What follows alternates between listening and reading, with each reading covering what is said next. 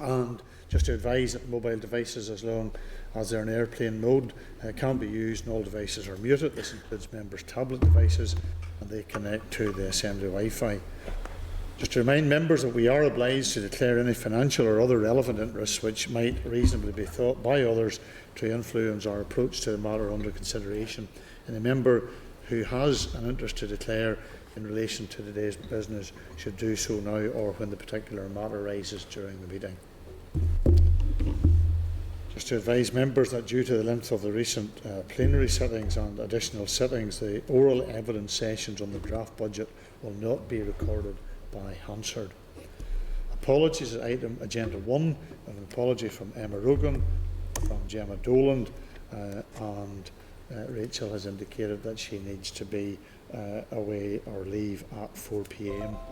Just to advise members that Sinead and Rachel are joining by Starleaf, and welcome them to the meeting.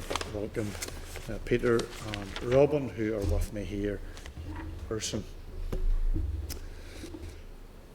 Just in regards to the delegated authority to vote on a member's behalf in accordance with Standing Order 1156, Emma and Gemma have delegated their vote to the Deputy Chair, and Sinead Ennis and Rachel Woods have delegated their vote to Sinead Bradley for any part of the meeting for which she is absent. Agenda item 2, the draft minutes of the meeting held on the 3rd of February. You'll find that, members, at pages 5 to 16 for the meeting pack of the draft minutes of the meeting held on the 3rd of February. And if you're content that these minutes are a true reflection of the proceedings on that date. Agreed? Thank you. Agenda item 3, matters arising, and if you could just bear with me, members, there are a number of issues that we just want to bring to your attention. The Department of Justice response regarding the Youth Justice Agency draft budget 2022-25, and also the Department of Justice response following the briefing by departmental officials on the 20th of January. The relevant pages are at 4 to 36 of today's meeting pack. The Department has provided additional information following the oral evidence session on the Youth Justice Agency budget on the 27th of January and on the child and adolescent mental health service costs, energy costs and the costs of early intervention compared to costs if intervention does not take place. This can be found at pages 18 to 25 of today's pack. The Department has also provided the further information requested following the oral evidence session with the Department of Justice officials on the draft budget on the 20th of January, which can be found at pages 4 to 36 of today's table pack. And this information is to note unless there's any further clarification that is required. There will be an opportunity, members, to highlight any of the specific issues or comments that we want to include in the committee's response on the draft budget after the second oral evidence session on the draft budget today. So if members could keep that in mind. Item 3, the Northern Ireland Policing Board response regarding the draft budget 22-25. You'll find that at pages 26 to 31. And to assist its consideration of the Department's draft budget, the Committee agreed to write to the Justice non-departmental public bodies to ask for an update on the implications of the budget for their organisations. A response has now been received from the Northern Ireland Policing Board. The Board has also provided some initial comments in relation to the draft budget implications for the PSNI. And obviously, members, you'll have that when we have our session now shortly with the Chief Constable, unless there's any further clarification that's required. Item 4, the Committee of Finance Spring Supplementary Estimates Memorandum, 21-22 spending. You'll find that at pages 32 to 39 of the pack for today. The Committee of Finance has written regarding the estimates memoranda for the 21-23 spring supplementary estimates that are to be provided by each department. The Finance Committee is seeking confirmation that this committee has received such a memorandum from the Department of Justice and any views or comments on its format and the usefulness and on the department's spending for 21-22. Department of Justice has provided copies of the memoranda covering 21-22 spring supplement estimates for the Department and for the Northern Ireland Judicial Pension Scheme, and the committee noted these at last week's meeting. So just to inform members that a response will issue to the Committee for Finance advising that the memorandum has been received, and also to advise members or ask members if they wish to provide any views or comments on the format or usefulness of the memorandum or on the Department's spending 21-22 for inclusion in the response. And if there are any comments for inclusion in the response, a draft will be circulated to the committee before it is sent to the Committee of Finance on the 14th of February. Thank you. Item 5, the Department of Justice, SL1, order to commence provisions in the Damage Return Investment Act. Find that at pages 40 and 41 of the meeting pack and pages 37 to 40 of the table pack. Damages Return on Investment Act 2022 received royal assent on the 2nd of February 2022. And the Department of Justice has now provided or has advised that the Minister has made an order to commence sections 1 and 2 of and the schedule to the Act on the 10th of February 2022. The Government Actuary will have 90 days from the 10th of February within which to determine a new discount rate using the methodology and the schedule. And the Department's officials have, however, been liaising with officials in the Government Actuary Department to undertake some preliminary work which would and should allow a new rate to be set sooner than the 90 days and hopefully before the pre-election period.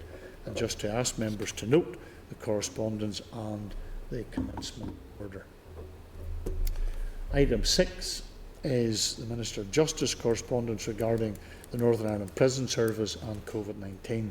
You'll find that at page 41 of the table pack. The relevant correspondence, which was also emailed to members last night. The Minister has written to advise that 4 prisoners in Maghaberry Prison have tested positive for COVID-19.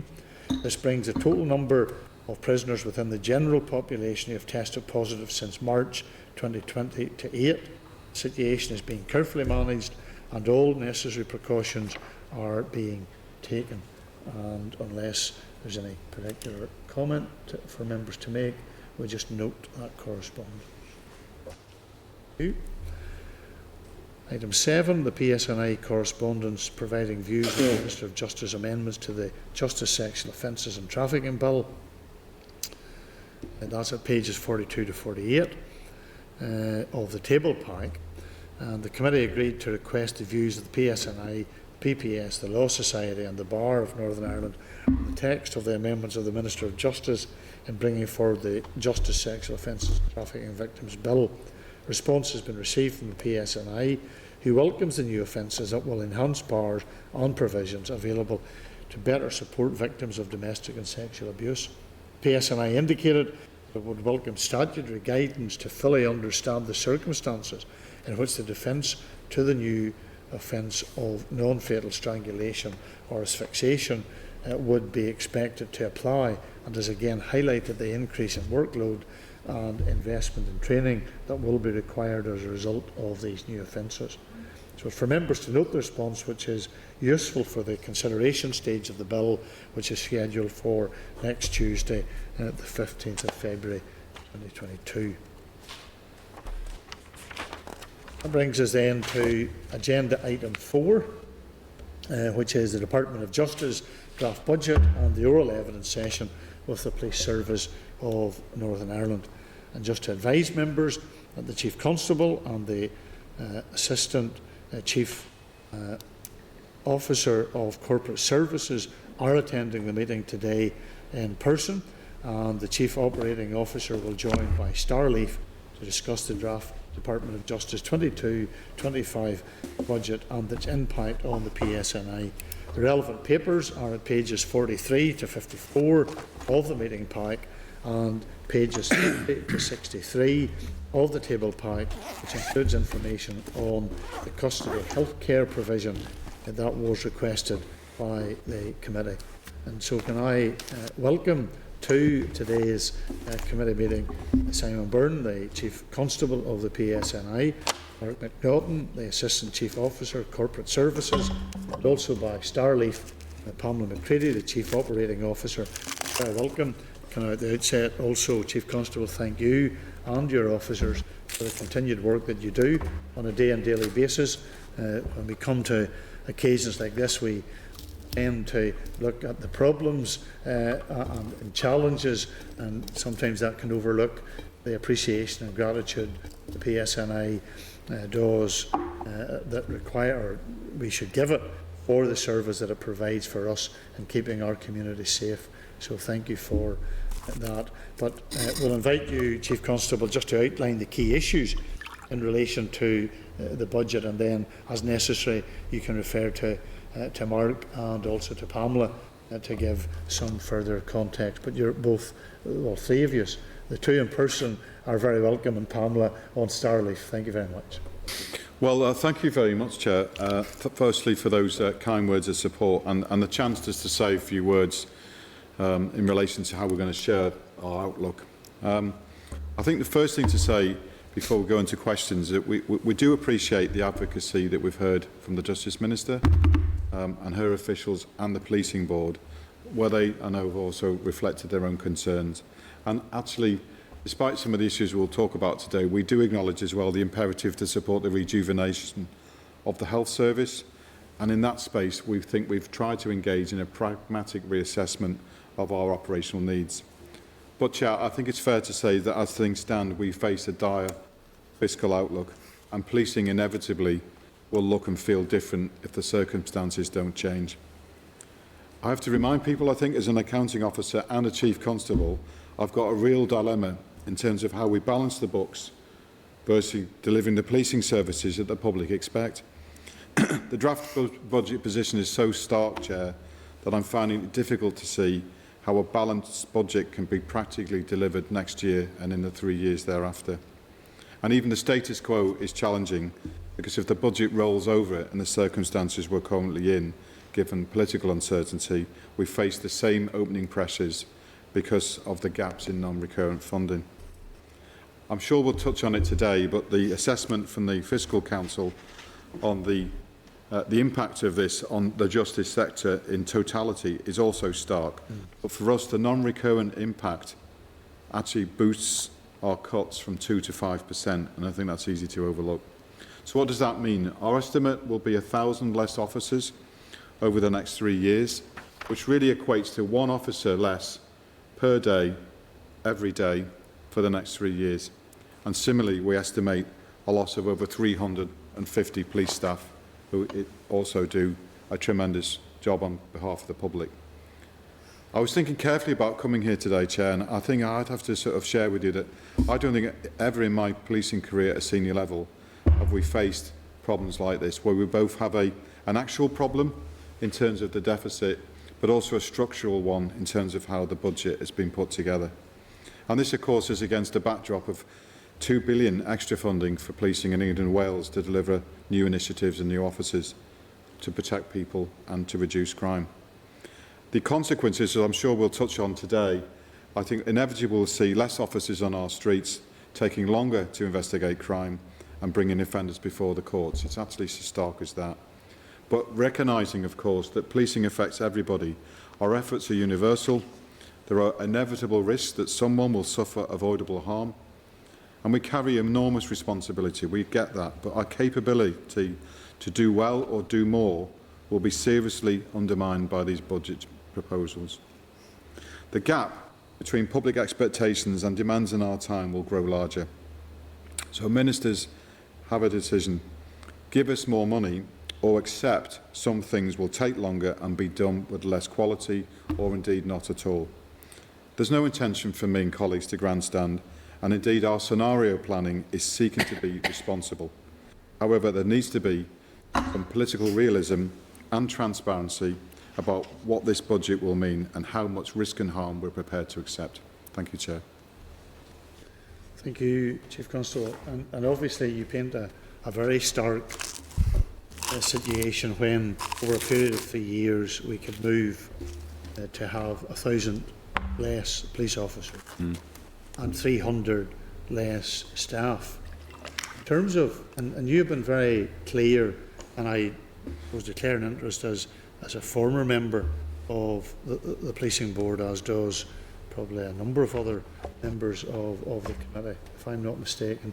Robin was a former member of the policing board, and Peter. So we're all out on parole, so to speak. So, in a sense, you've made a very public commentary, and since you took up office, about a commitment to neighbourhood officers and digital transformation, and those have been priorities for you, and also obviously the capital side of things, and maybe we'll touch on that at some stage today as well. How much of a setback would this proposed budget be to the delivery, the continuation of the neighbourhood officers, the 400 plus, and then secondly that transformation, particularly in the digital space, that has been key to your officers in a digital format to be able to record information, which ultimately helps in the delivery of good policing via their time and so on. How much of a real challenge will that create for you as the Chief Constable for the PSNI?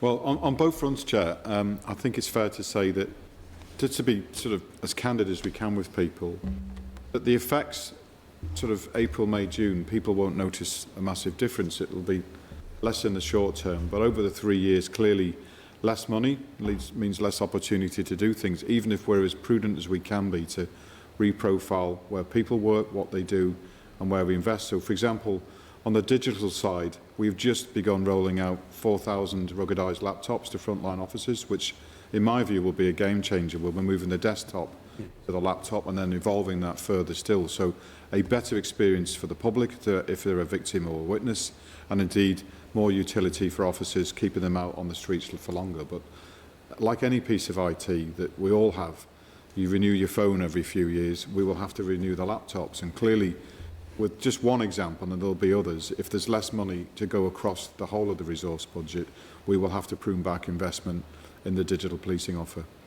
Similarly, Pamela may touch upon this later with Mark, but we have been doing a lot of scenario planning, as you would imagine, and we'll continue to do this over the next few months if the situation doesn't change, to try as best we can to assess the short and medium term effects on where we put police officers.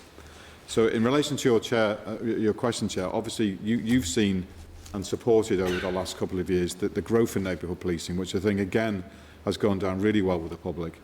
We want to try and sustain that, because I think one of the issues that policing suffered here a few years ago was when neighbourhood policing was severely pruned. It has then taken us years to recover that ground. And to me, part of the philosophy that I know in another life we might have spoken about is having that visible, accessible, responsive officer in community is so important, not just in terms of guardianship and safety and the here and now, but also dealing with some of the long-term systemic problems, be it tackling paramilitary crime or be it tackling terrorism, because they are the eyes and the ears of the community, as well as the community being the shield for those officers. So even in the toughest of times, we are still going to try really hard to maintain the neighbourhood footprint. I can't guarantee there won't be some sort of rollback, inevitably, when we've got to lose 1,000 officers, because there's only so many places this can come from. But if you imagine a journey for any victim through the system, we need to make sure that treble nines will still be answered.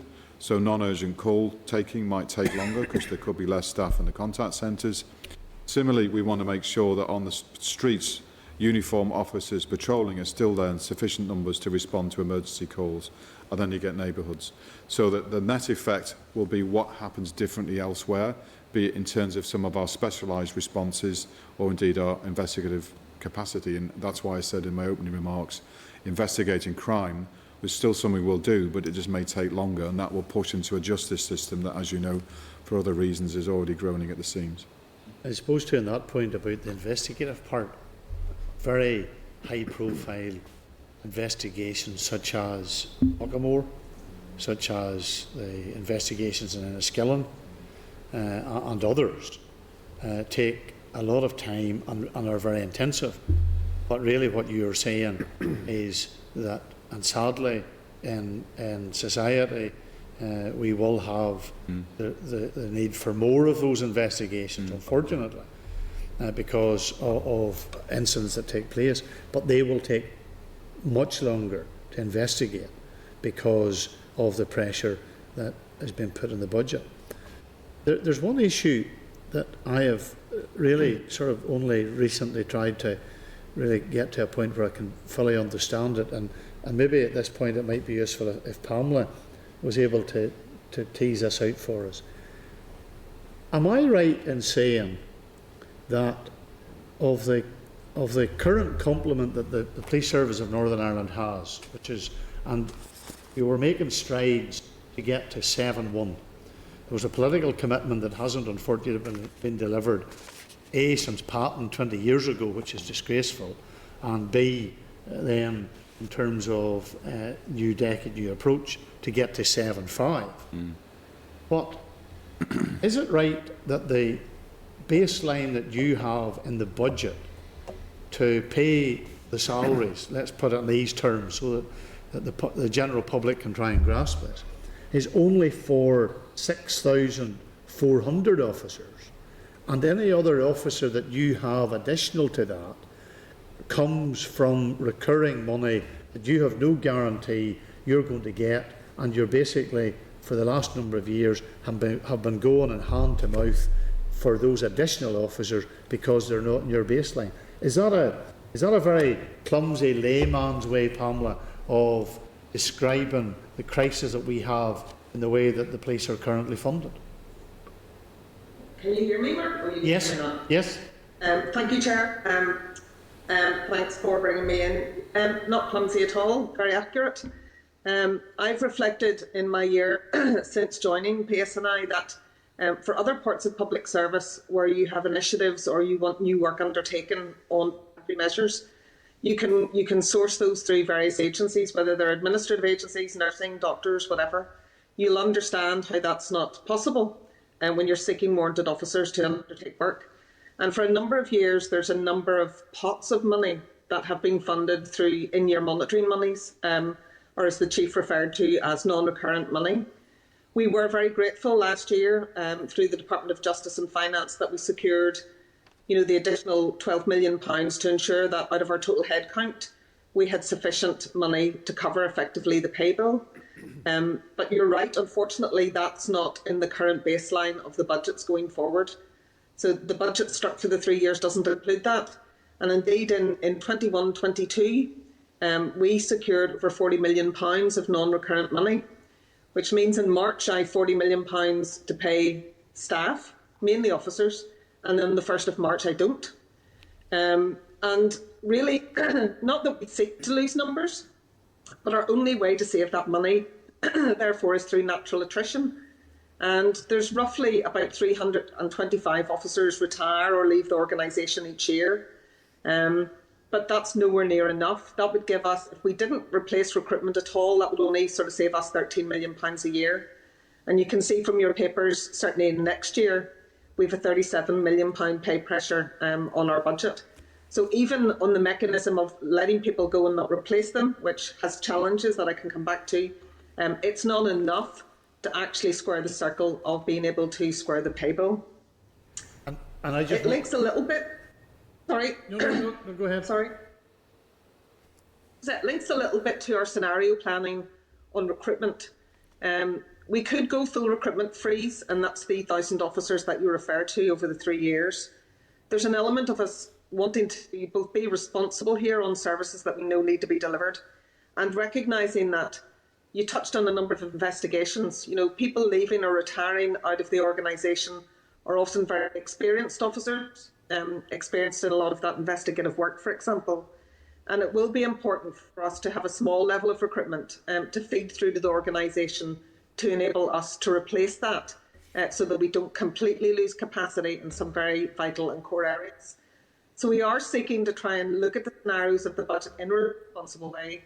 But as the Chief has referred to at the moment, we're not seeing how that is absolutely possible.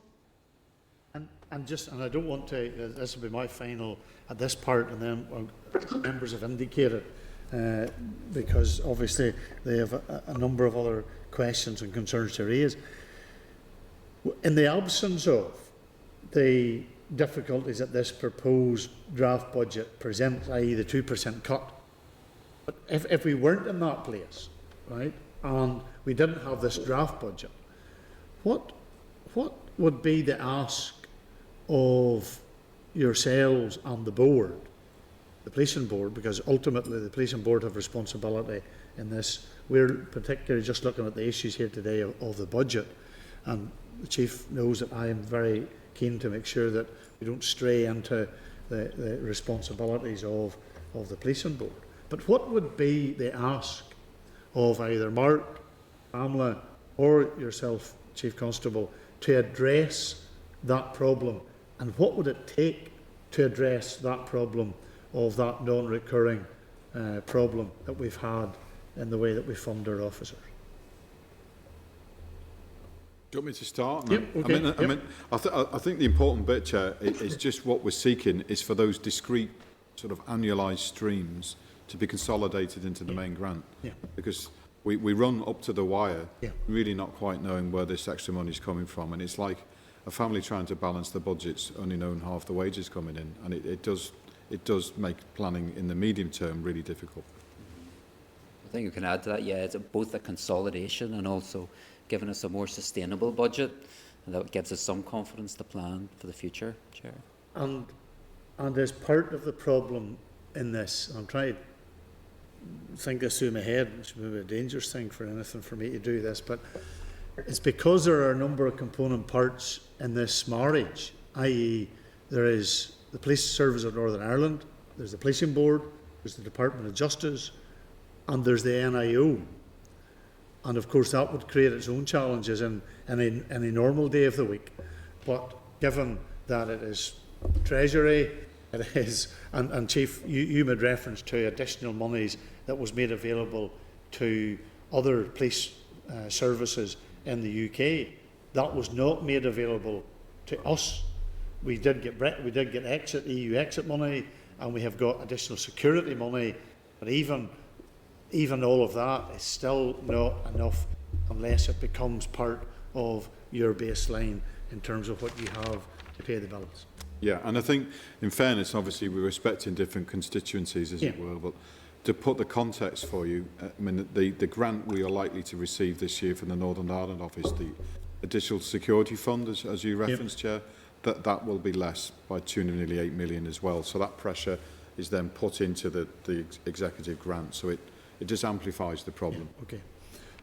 Right, we're going to go to members now, and I have a list of how they have come to me. We're going to go Peter, Rachel, and Sinead Bradley in that order, and then anybody else, Robin then. So I'm trying to be fair and balanced in the way that I have members ask their questions. Peter.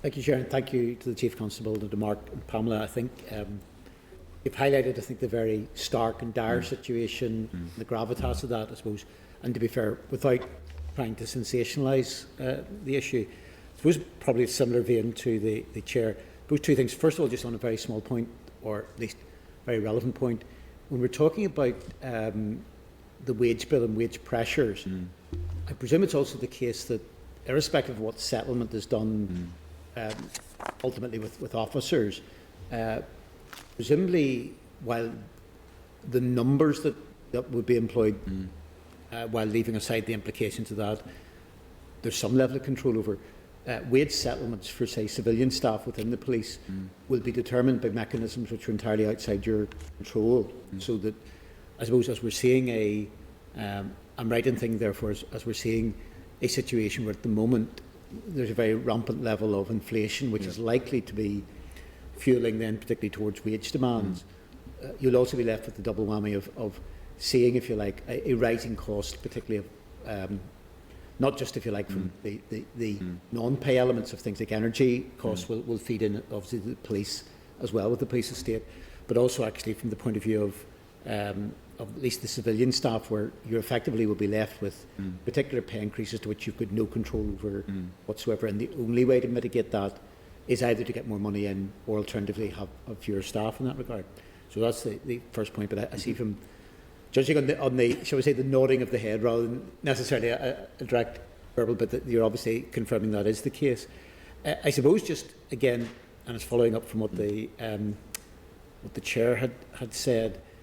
Given the sort of the direness of the situation, obviously as well you've highlighted that this is not, it's the double whammy of not only the budgetary settlement would mean that you're unable to maintain the momentum of further progress, and particularly on critical aspects of where there can be improvement, but actually in terms of what you can provide as of today, going backwards. I think I'm for a comment to say that. Sometimes when people hear that, they will see sort of, if you like, the big figures, and they'll see sort of a broad conceptual, but I wonder just maybe you can give us a little bit more of the thinking around what sort of direct services to members of the public you would potentially at least have to look at. I know, appreciate at this stage, we're a draft budget stage, and internally within the police at this point, therefore, not a fait accompli, you've not therefore said here is set in stone what cuts and reductions in services you would have to make. But I think it may be useful if you could provide some illustration of, essentially for members of the public, the type of services that would be under threat, at least in terms of the quality of their delivery, if not actually the existence of those elements of service, that would have to at least be considered, if not effectively green-lighted for reductions, if we're in a situation, you know, so it'd be useful if you could just drill down to the nitty-gritty and give some practical examples of how this would impact directly on members of the public. Yeah, okay. Well, thanks for the question, Chair. And I think firstly, because we're on the record, broadly what you're saying about we don't control the pay settlement, and then there are consequences is accurate. And I think, in fairness, we've hinted at it in the papers and the opening remarks. We are trying to be prudent and pragmatic and responsible. We're conscious that the public purse is under pressure. So, as I said at the start, I haven't come here sort of to over-dramatise and shroud wave. And if you start from this to say that the policing won't stop, we've still got £760 million to spend every year, which to most people sounds a fortune. But inevitably the gap will mean difficult choices. So I think we haven't made firm determinations yet, but if you look from a cradle to grave sort of approach to this, that clearly, as I said earlier, the 999 response is a critical contract with the public. You ring up, you expect the phone to be answered quickly and someone to show up at your home, your business within 15, 20 minutes. And we want to try and maintain that. But inevitably, if we do that, something else will have to regress backwards. So, for example, of all the incidents and work that we deal with, only sort of 1 in 5 calls these days is actually related to crime in rough terms. But we have specific duties to prevent and investigate crimes. You could see that side of work we'd still want to prioritise for all sorts of reasons. Now, our USP is keeping people safe and catching and arresting offenders, so we wouldn't want to come back from that. So it would therefore mean that other non-urgent work maybe have to be dealt with differently. It could be pushing work more towards partners. So, for example, in terms of how we deal with some forms of antisocial behaviour, we would still be there to deal with stuff happening in the moment, but actually long-term problems might be have to address differently. How we police the roads would probably change, simply because we won't have enough people. And clearly some of those more discreet, subtle, behind-the-scene things. For example, I was looking at a post on from a neighbourhood account this morning about how they visited every school in South Belfast. Whilst that has huge benefits in the medium term, you may have to ask questions in the future, can we afford to do stuff like that, as important as it is? So we can't come here today yet with, if you like, a sort of manifesto, effectively, to say these are 10 types of work we won't do anymore. But we are signalling that, as the Chair said at the start, even in something as significant as Muckamore, we'll have to balance dealing with today's crimes, the assaults, the murders, the burglaries that have happened sort of this week, and then reprioritising anything that's come from the past and takes longer to assess and to remedy. And I think that's where you're most likely to see some effect. And clearly there'll be other parts of the criminal justice process that will feel the effects of things taking longer. And I suppose part of that would be the balance to be struck between what level of investigation is able to be done on sort of large, high-profile cases. But I suppose for a lot of members of the public, not in any way decrying some of those sort of large issues which will be of significance to the public. If you're a member of the public and you are the victim of a burglary or you're the victim of an assault or whatever, that's the thing that's the most directly relevant to you, rather than that on that side of things as well. Is there also danger, and I understand this, given that at the moment, really, apart from health, and there's that, we've seen, I suppose, with some of the other aspects, the general level of interlinkage, even with health, that there's a certain level of false economy, that certain actions which then would have to be taken within the justice system will actually store up more problems, also from a health perspective in that regard. I wonder as well, and again, just to comment, you had mentioned that there may be various aspects that by necessity you will either have to abandon or they use almost sort of a bit of a analogy, sort of it's almost like the sort of the child's game of you're it. You tag someone and say, actually, this particular responsibility, we're going to have to let somebody else take this over. The problem, I suppose, with that will be across the system, and if it's, for example, the interaction with local councils or with education, whatever, if the other partners within this overall picture are also facing cutbacks to their side of things, the reaction, I suspect, could well be in a number of cases a view that, well, actually, whatever the organisation is saying, well, we actually can't cope with what we are supposed to do from a statutory basis already without taking on further responsibilities. And I suppose there's a danger in what are important services that are provided, because they maybe don't neatly fit under one umbrella, but they're almost abandoned by everybody and they fall between the cracks. I suppose, would you agree that that would also be a considerable level of risk as well? Yeah, well, there's a few really strong points you make there, isn't there? That firstly, in a nice way to many people sort of listening or reflecting on this, that you're quite right that the crimes that most immediately affect people, your home burgled, your car broken into, something happens on a night out, domestic abuse, they're the things that are in people's minds when they expect us to turn up, promptly investigate to the best of our abilities and so on and so forth. So they're the sort of things that will most immediately come to people's mind, will this be differently? I think your broader question raises a whole series of moral and ethical dilemmas which we are wrestling with at the moment. So in the last few months, we've dealt with nearly 2,000 calls that have been sent to us from the ambulance service where they couldn't attend. So we have gone through all of those calls. I think from memory, in 50% of those calls, the ambulance service sort of never made it at all. So it's meant police officers putting people to hospital into their police cars and taking them there. Now that must raise some questions about the whole logistics of that sort of part of the system, but it presents moral dilemmas, because some people will say, just stop doing something. But you be that call taker at 3 in the morning when someone is in distress or is injured and hurt, and are we really going to say we're not coming because we're the police and not an ambulance if someone's life's in danger? So to try and work out how you wrestle with some of these different dilemmas is going to be difficult. And the oft-quoted area where, again, we pick up an awful lot of work from the system and pressures and choices in the system is dealing with mental health. So that many of the people we see through custody will have drug misuse, alcohol misuse, broader mental health problems, but actually the genesis of that and the solution to that actually lies within the health service.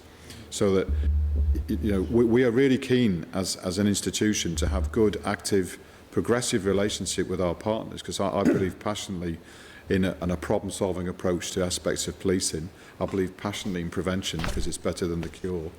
And where we can get that sort of conversation to stop one agency just leaving stuff on our doorstep, we'll need the support of many people, because it's at 3 in the morning, it's easy to do. Presumably a very vital point in relation to even leaving aside the need for interagency work. I think you very rightly highlight the issue of prevention is one of the major problems that could arise out of the constraints and reductions in terms of the budget. That this is actually going to certainly long finger problems. Rightly, I understand why you're saying, for example, that your principal focus of intervention will be where there is clear-cut serious crime. But presumably that may well mean that in terms of the actions you have to take, there's a detriment to your interventions at an earlier stage, where perhaps it either would lead to prevention, or alternatively where a problem is bubbling up, be able to nip it in the bud. And there's also, through these proposals, a lack of a focus on invest to save. And I suppose whatever maybe the short-term savings, it may well lead even from the criminal justice system and policing to costs which would be much, much greater further down the line, because in an individual case, you know, Mr. and Mrs. Bloggs, wasn't that maybe word from the police at an early stage, and 6 months, a year, 2 years down the line, something is happening then which is a much, much more serious action than what initially was happening. Well, again, these are all really relevant points. So if you just take one example on Invest to Save, we are currently working in 10 of the 11 districts with something called safeguarding hubs. So effectively a joint agency unit that deals with people that are vulnerable. And we've seen real benefits, over 40% reduction in repeat calls, which all have a person behind them. It's not just about numbers, but a person with complex problems or indeed with risk to the community that we can deal with differently and signpost the right agency. So clearly, in any pressure, services like that become vulnerable to being pruned, taking longer, etc. I think on the broader point as well is that obviously I've spoken to colleagues that have been here a while longer than I have. And when you go back to, for example, 2014, when we might have found ourselves in a similar position, I think their caution is not just dealing with the here and now and our response to the cuts, because that's inevitably how they'll be seen, but let's pretend nothing changes and we get to 6,000 officers by 2025 or so, and then someone turns the taps on. It will take us years and years to rebuild. We can only recruit so fast because of constraints on the pinch point for our recruitment process is normally firearms training. We've only got so many people we can put through a range at once because of being an armed service. So we can grow 300 to 500 people a year, but to even get back to where we were will take years. And to the chair's point, the 7,500, well, that's going to be, I wouldn't say a lifetime away, but probably a decade from when you press. I mean, clearly the nature of police work as such, nature of the profession is, it's not that this doesn't to be disparaging to some other, but this is not a case ultimately of somebody showing up from the job centre, getting a little bit of, you know, having a supervisor who will give them on-the-job training in the morning, and effectively they're able to start really doing what they need to do, you know, Monday afternoon. On that basis, on it, it's a long, slow process by necessity to be able to bring that. Thank you, Chair. Thank you. Rachel? Thank you, Chair, and thank you very much for your opening comments and for the submission to the committee beforehand. I just have a couple of questions in relation to the draft budget. And committee will be aware, and the Assembly will be aware, obviously, as well. We've been working on a raft of new legislation in the last 2 years, and they including creating a number of new criminal offences. We have the Justice Bill that is coming for us on consideration on Tuesday, and that's creating further criminal offences in relation to sexual abuse and sexual offences, as well as changing provision of human trafficking. And we also have the committal reform bill, which we certainly as a committee looked at forensics and funding for forensics in that.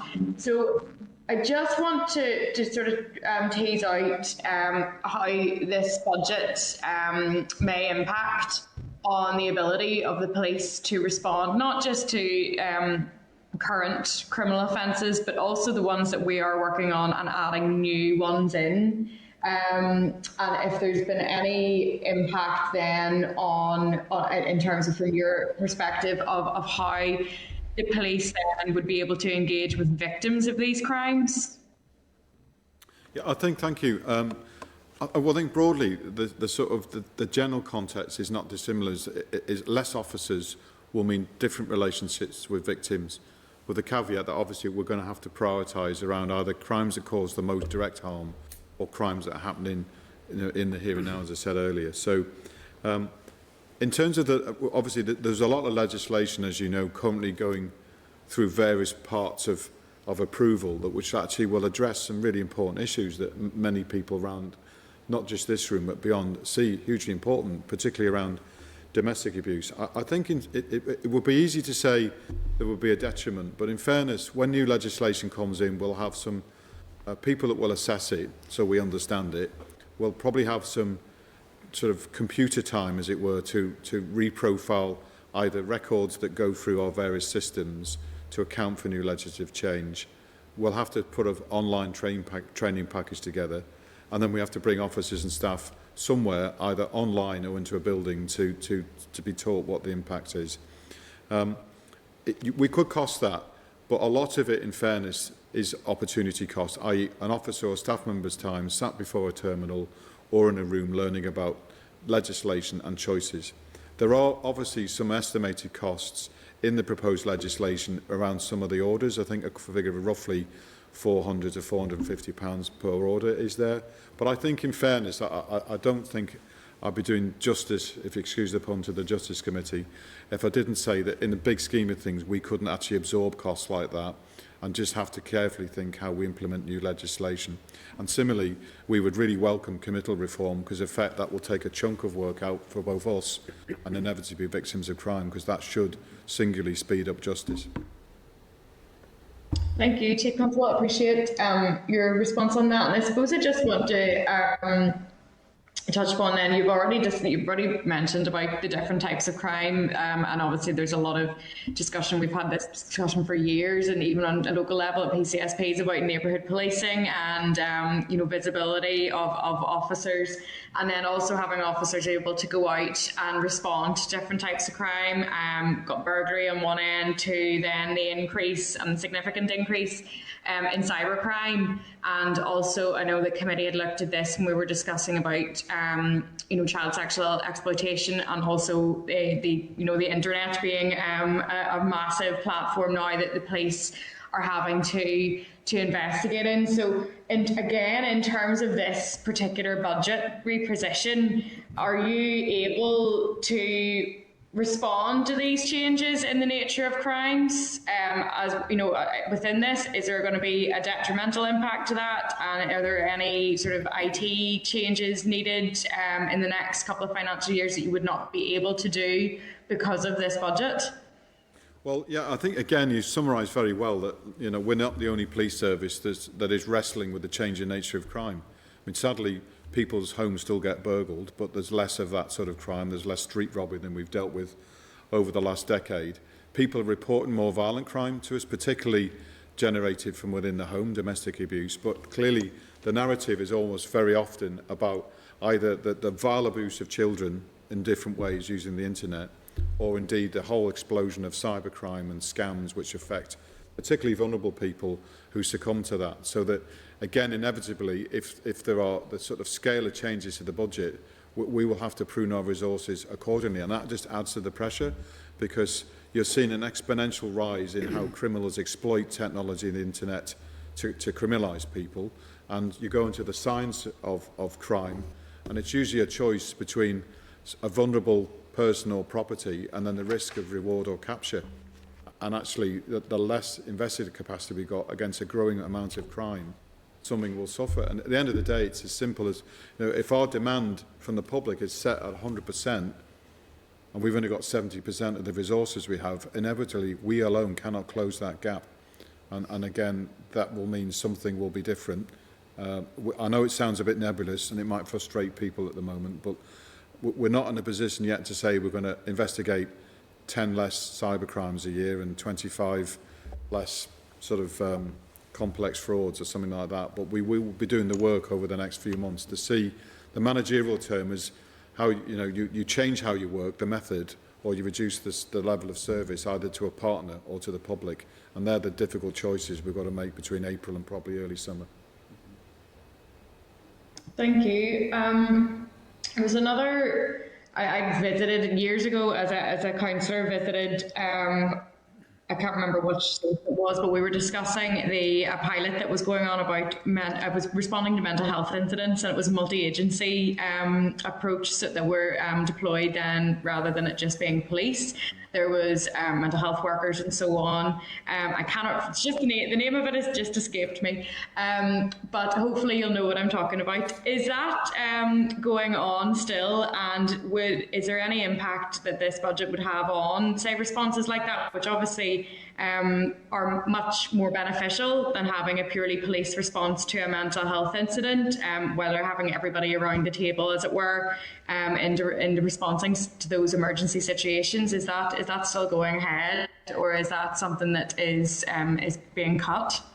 Well, again, this is a sort of two-way street, I suppose, because I think triage is the thing you're mentioning, where we've had people from other agencies working alongside us to deal with immediate and acute mental health problems. So we'll go out together. What that does, as members may know, is we get access to each other's information, so you can make quicker real-time decisions that may affect something as difficult as a negotiating strategy if you've got someone sort of holed up in a house having a mental health crisis, or indeed someone behaving in a frightening way on the streets. That then goes through to, we've been doing stuff over the last 6-12 months about having ambulance staff in contact centres to give better advice about how we treat people at critical moments of crisis. We've got the naloxone pilot that we're running in Belfast, where we've given officers access to medicine to treat people who are suffering from the effects of drug misuse. But on each of these, this is what will require careful thinking, because we hold one half of the solution, our officers and staff time, but inevitably we're putting against other agencies that not all have seen. We're the only sector of the government sort of strand, as you've seen from the fiscal studies report. Actually, justice is actually taking a cut. Other departments will maybe say they haven't got as much money as they want, but they're not actually being cut in the same terms of us. But we'll have to carefully look at this. I think it still falls in the issue of immediate and urgent emergency response. So we'll be thinking very carefully about any regression or degradation. But really, when this gets to the next few months, that there can't be many sacred cows, because 1,000 officers have to come from somewhere. Thank you. No, it's the MITT, multi-agency triage team. I think that is definitely what I was talking about there. And finally, I hate to ask when we're talking about budget, but in relation to budget, I know that there's been significant work done within the PSNI about having a violence against women and girls strategy. So I am just wondering if you would be able to tell me, is there a bid going in for this financial year for that? Well, yeah, we're hoping to launch the action plan that goes, we're calling it the male violence against women and girls plan, because that's really the problem we're trying to address in the current time. That's due for launch late August. I know Anthony McNally's been here previously to the committee to describe some of his work, and that clearly will be a priority we want to continue to fund. I've said more than once, this is the one crime where we often know who's done it, so there's an imperative to invest in it, an imperative to work with partners to try and resolve this problem in the medium term, and also give to the confidence to victims that if they come forward and report it, they'll get appropriate advice, intervention and support through quite an awful period of somebody's life. So even these difficult times, that would be one thing I really want to see as a crucial and critical priority. Brilliant. Thank you very much. Thank you, Chair. Thank you, Rachel. Sinead Bradley. Thank you, Chair. Thanks to the Chief Constable, Mark and Pamela. And I won't go over some of the issues that have been raised, but I welcome that answer given on the violence against women and girls. Chief Constable, I just want to ask, in terms of you're alerting us to a smaller and unrecognisable police service by 2025 if the 2% cuts do proceed, and whilst we're busying ourselves with very progressive legislation that does take into account the type of world we're living in, and a lot of that is online. We're reading today basically progressive legislation pitted against a regressive operational reality. And I would just, I suppose the good example I think Peter Weir had in his question in terms of the officers, I'm really conscious that when you're making those decisions, and they are tough and I appreciate that, but when you're making those decisions, will you be alert to the fact that some services can be turned off and on quicker than others, and you give the example of how a police officer and the recruitment is a more lengthy process, whereas other things may be easier to turn off and on again in terms of rebuilding or trying to restabilise the service. So has any consideration been given to that? You know, what is it within easy reach?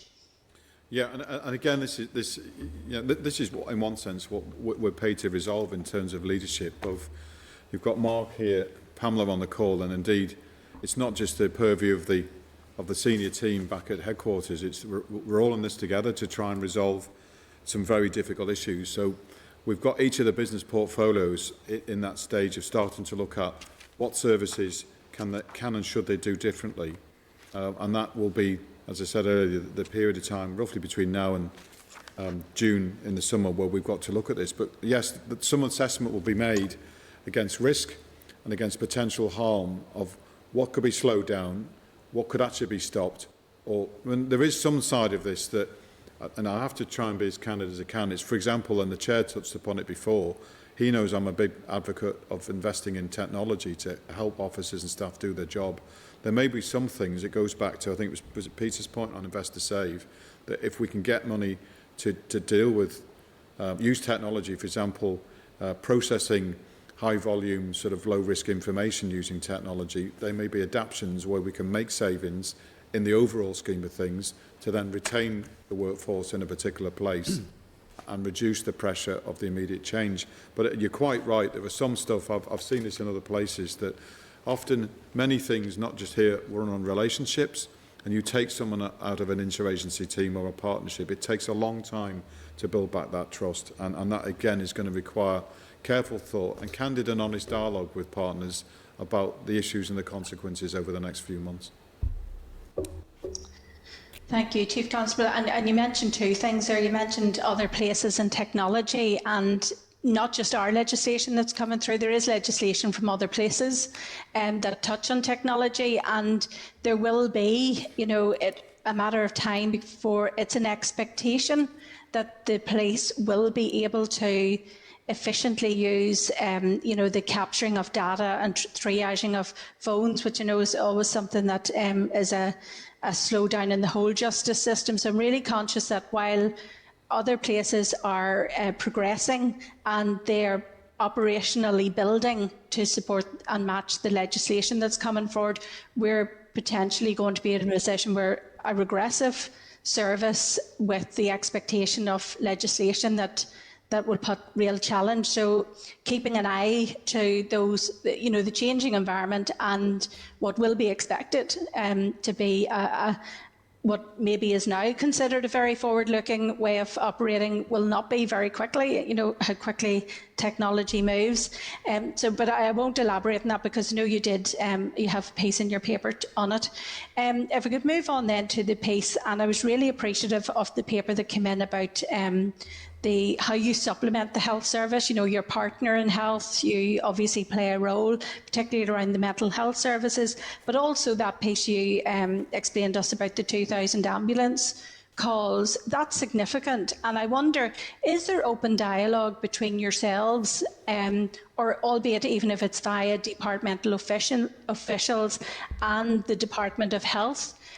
Do they recognise that when you're cornered into making reductions in budgets that there may be very direct hitting decisions made on your part, albeit I can appreciate that you don't want to, but you may be, you're really faced with what is our core purpose, that those things may be further from your core and that there could be a real hit and direct impact on the Department of Health. Are you satisfied that that's being communicated well enough at this time?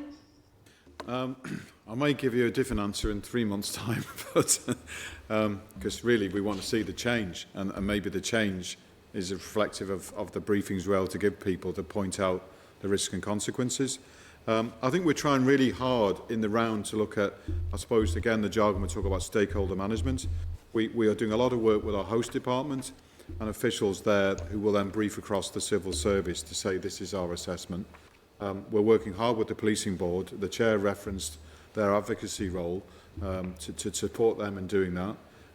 I personally met with Pamela, the head of the civil service, the other day, to highlight to her the consequences, so that when you work across the departments, we were trying to leave no doubt, just the points that you're making, that without adjustment things will be different. So maybe in a year's time we will reflect we could have done something at a different pace or with different sort of clarity, but we're trying to spot all the people that would have locus in this and brief them, and then gradually at a more granular level within the districts there'll be the same conversations with the district commanders, for example, with PCSPs, to say these are real-time consequences of the decisions, and similarly with councils across the country. Thank you. And if I could make just one final question, Chair. In terms of then the decisions that will be made and are made, what reassurance can you give me, Chief Constable, that rural areas will not be disproportionately affected or will not disproportionately lose out in their policing service? Well, again, this goes back to maybe comments that the Chair made at the start, that some of the footprint for neighbourhood policing obviously goes into neighbourhoods in rural communities, and we again face the dilemma that many police services experience right across not just the UK but the world, about one officer in a small town or a village has a lot to do, but you take them out and the next bit of help can be miles and miles away. So the general sort of scheme of things is to try and retain that neighbourhood footprint. But again, it depends how you define service. We talked earlier about being visible and accessible, so therefore we want to try and retain that uniform presence, which realistically in the last couple of years has gone down so well. We've invested in more officers, we've invested in a refreshed fleet so you can physically see us differently in your town or village, but it will still be around the margins of things that if you suffer complex crime, that you may see a difference, because with the same problem, whether you're in Banbridge or Belfast, that something will be different if you suffer a crime that we can't resource immediately. Clearly, the big conurbations will draw in more policing need, because that's just the nature of things, and we'll have to balance all that off and making sure that from an officer safety side, we've got resilient teams that can respond to immediate incidents. And then again, there'll be sort of evidence-based choices across the country about the size of teams doing specific types of work in different places. Thank you, and thank you, Chair. Thank you, Sinead. Robin? Thank you, Chair. Thank the Chief Constable, Mark and Pamela for being with us. My questions have already been answered, Chair, so I'll okay. Okay. Deputy Chair, Sinead. Thank you, Chair, and thanks to Stephen, Mark and Pamela for the presentation. I know it takes a lot of time and resources to put that together, so it's very much appreciated. Chair, I just want to make a general point about the budget, this budget process that we're engaged in at the minute, because I have to say I'm a little bit bemused by it all, slightly. Every week now we're having organisations coming in and they're being asked to consider this 2% cut. We have PSNI this week, we had probation last week, and I'm sure we'll have others wanting to come in and speak to us. And you can sense the panic from them, and that concerns me, because if I look at, for example, DOJ's own budget consequences document, where it actually shows that DOJ's budget is going up rather than being cut. So, my understanding of the budget documents that I've read is that no department's baseline is actually being cut, and that the 3-year budget will actually allow departments to identify the 2% from what's been called genuine efficiency savings. So if we look at what the independent fiscal counsellor is saying, for example, they're saying that departments were asked to accept 2% cuts in their baseline spending as an initial way to free resources, but that in most cases these have been offset or more than offset by general allocations financed from the block grant. Now, the independent fiscal counsellor is saying that the one exception is the Department of Justice. However, they're saying that this excludes the 31 million of security funding direct from the Treasury and a further 16 million of ring-fenced allocations in the draft budget. And that once this is included, the DOJ budget is on average 0.5% above the adjusted baseline. So, with the ring-fence funding allocations included, that looks to me like over the next 3 years, the changes to the DOJ budget are actually represent an uplift, 0% in the first year, 1% in the second year, and 0.4% in the third year. So, Chair, we as a committee are having these hypothetical conversations with organisations week in, week out who are genuinely spooked about this budget, granted, but it's based on the notion that DOJ's budget is being cut. And maybe this is me being very naive, I don't claim to be a financial expert, but I just can't see, according to the Independent Fiscal Council and according to the department's own budget consequences document, where that is happening. And I'll get to my point now and my question, my proposal, if you like. And sure, I think what we need, I would even go as far as saying, before we maybe have any other briefings from arm's length bodies, I think what we need is the minister here in front of this committee, not our officials. I think we need the minister here in front of us. I've been on this committee now since September, and to my knowledge, the minister hasn't appeared before the committee in the time I've been here, and I think that's far, far too long in general. But I think in terms of this budget and in terms of arm's length bodies being asked to identify 2% cut, and bear in mind, that takes time, it takes personnel, it takes resources, it takes money to put these briefings together.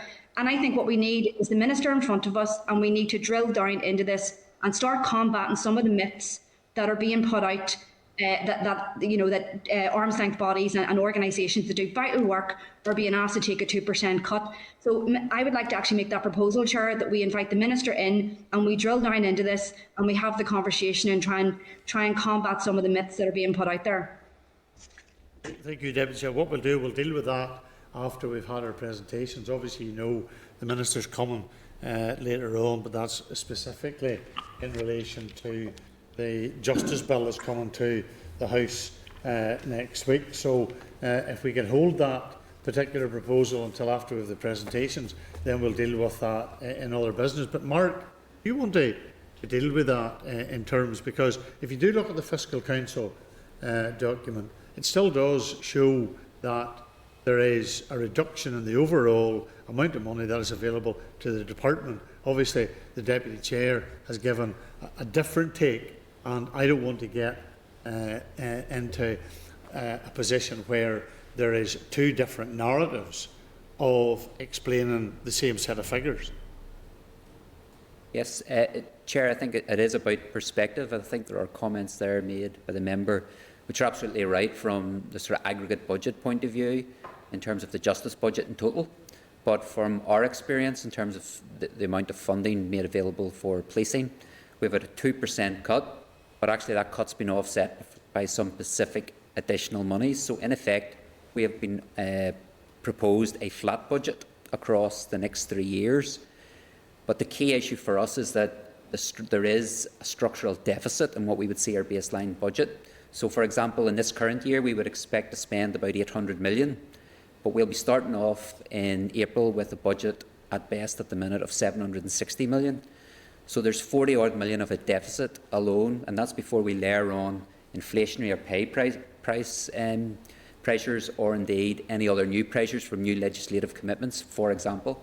So I think it is a matter of perspective, the aggregate versus what we're experiencing as a police service.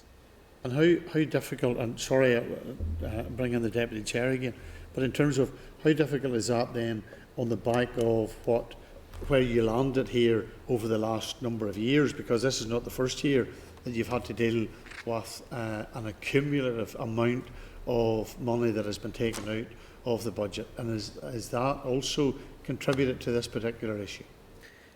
Yes, I think over the past number of years as a service we have relied to a certain extent on in-year monies to help us balance our budget. But with the current year, we've got additional money to almost grow our staff complement, and that's just put additional pressure. And we're finally getting to a stage where, at the end of this year, we'll have benefited to the tune of 40 to 45 million in-year monies on top of the baseline.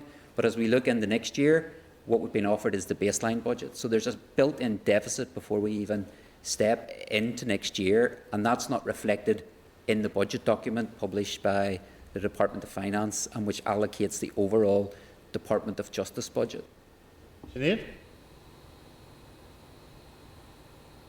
Yeah, Chair, as I say, I'm going off the department's own budget consequences document. Looking at the budget briefings that I've seen as well, I can't see, and again, I'm not looking at this with a trained eye. I'm very much a civilian when it comes to this here, but I just can't see where this 2%, where the department's asking for this 2% to be made. So, my original proposal, I think I'd be very adamant. I understand the Minister might be coming in later on, and this will take a dedicated session. She's coming in to speak to us about a specific issue later on. But I think ASAP, we need to drill down into this, and I think we should be doing that with the Minister. Okay. Members, any other questions?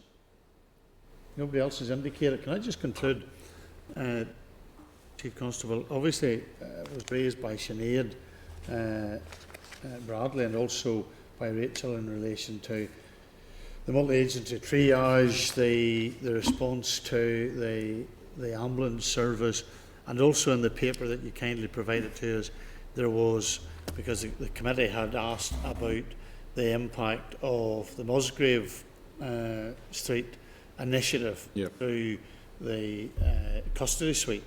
And in that paper, it sets out that there's a total cost of 1.2 million, of which 80% is the police budget and the remaining 20% from the Department of Health.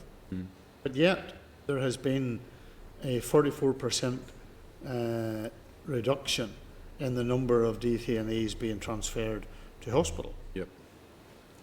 And it's the point that Sinead was trying to get to about what discussions you've had, and you said that you met with the head of the civil service. But if that was taken as a template, clearly the police has been asked to pay for a considerable more of a reduction in the services in the health department than is the case for the health department. Now, maybe I'm being unfair to the health department, but clearly that's a conversation that urgently needs to be had with the Department of Health to ensure that everybody really knows what the financial implications, and clearly you are getting, it's not the best term to use, because we always have to remember here we're dealing with individuals and we're dealing with real people and needs, but you are getting, the health service is getting value for money here, but at the cost of the police budget. Yeah. Well, again, I think it's two bits. Firstly, obviously, the committee will come to its own conclusions, but just to reassure Sinead, I haven't come here today to sort of proffer a myth. No, we are really worried that we'll be £226 million worse off over the period of this budget, and that's the assessment from Pamela and from Mark, so that some of these figures can slightly change if we get some non-recurrent funding put back in by somebody else, but that's the stark reality. But on your point, Chair, that this has been, I think, another example of innovation that we're keen to see rolled out across the country. We've seen, you talked about Musgrave Street. You may have seen the service perhaps in a previous life, where we do have nurses in the custody centre that offer immediate care to detainees. They will do sort of mental health assessments, and it reduces the amount of admissions to hospital. That saves officer time, because if we take someone to hospital, always there'll be a police officer or officers with them. And equally, as you quite rightly say, every admission reduces the impact on the health service, which we know is already under considerable strain.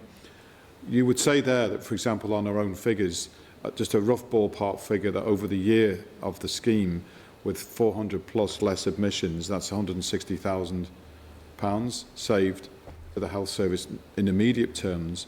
But what we're seeing in that service is not only we sort of treating them in-house, as it were, but we're spotting people with mental health risk, with drug and alcohol problems that often are out the system.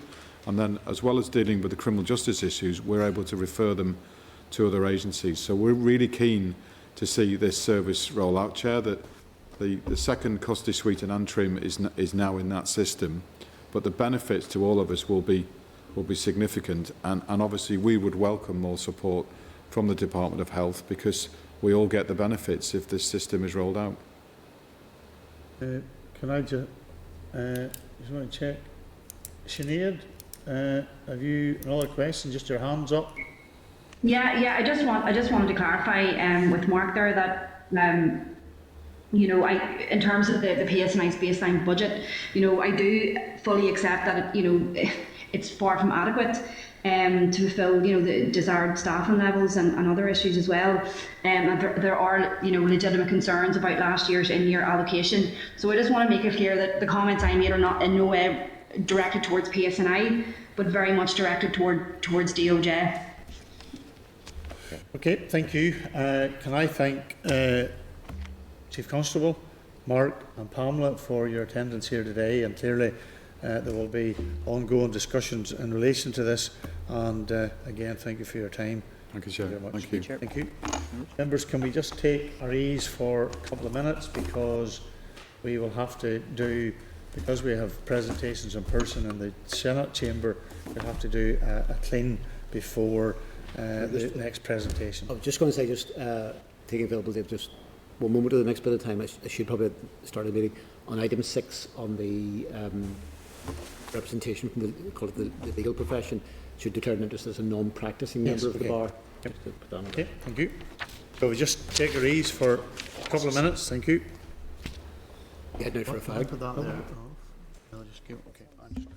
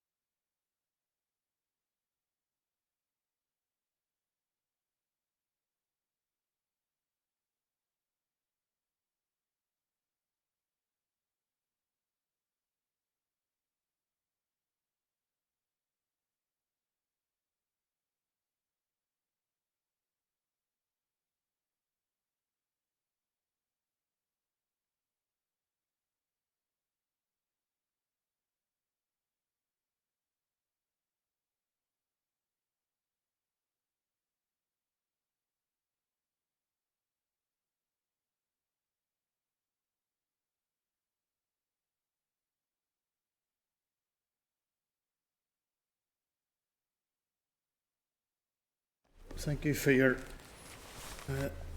help in that regard. And we'll just go now to item 6, and that is the oral evidence session with the Law Society of Northern Ireland, the Bar of Northern Ireland. And we have representatives from the Law Society and the Bar of Northern Ireland in person attending today. And the relevant papers are at pages 56 to 65 of the meeting pack that were provided for by Legal Services Agency on the likely impact of the draft budget on the legal aid payments, and access to justice is at pages 65 to 71. And can I welcome to the committee today Mr David Lavery, Chief Executive, and Brian Archer, Junior Vice President of the Law Society of Northern Ireland, and David Mulholland, the Chief Executive, and Valentine Cleland, Barrister at the Bar of Northern Ireland, to our meeting. You're very welcome, and we know in conversations about how previously some of the concerns that you have in relation to the current situation that we find ourselves in. But we're going to ask David, the two Davids, if they will make their comments, and we've had a presentation. You may have had the opportunity to listen into it from the Chief Constable, and obviously that has an impact on the work that yourselves do. And also I think it would be only fair to say we do appreciate the work that is carried out by yourselves and the legal profession, and you're very welcome to the committee today. Thank you. Thank you, Chair. We're going to split the opening statement between us, okay, if that's okay. So I'll begin. The legal profession very much welcomes the opportunity to brief the committee on the draft budget and the harm that it will cause to access to justice in Northern Ireland. Our primary concern is that by delaying payments for legal aid cases, the budget will cause some legal aid practitioners to go out of business. In order to explain why this will happen, I need to say something about how the legal aid system has developed since the devolution of justice in 2010. Before that date, legal aid in Northern Ireland was the responsibility of the Westminster Government and was funded directly by the Treasury in London. When responsibility for the justice system was transferred to Stormont, at that time I was the government official responsible for negotiating the legal aid budget. It was agreed that the legal aid budget for Northern Ireland would be not less than £80 million per year. Some additional funding was also provided in the very first few years to allow time for reforms to be introduced to reduce the overall bill.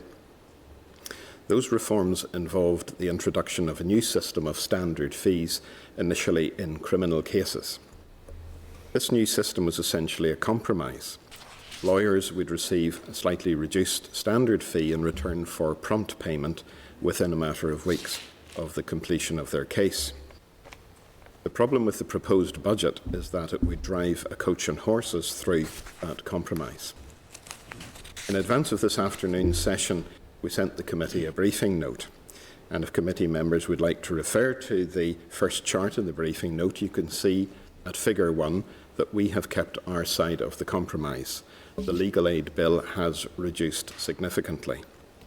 But Stormont has not honoured its side of the compromise in two important respects. Firstly, the legal aid budget has now fallen well below the £80 million that was agreed in 2010. In fact, the draft budget would reduce this further to £74 million. And secondly, a budget of £74 million will mean that the prompt payment part of the compromise will be broken.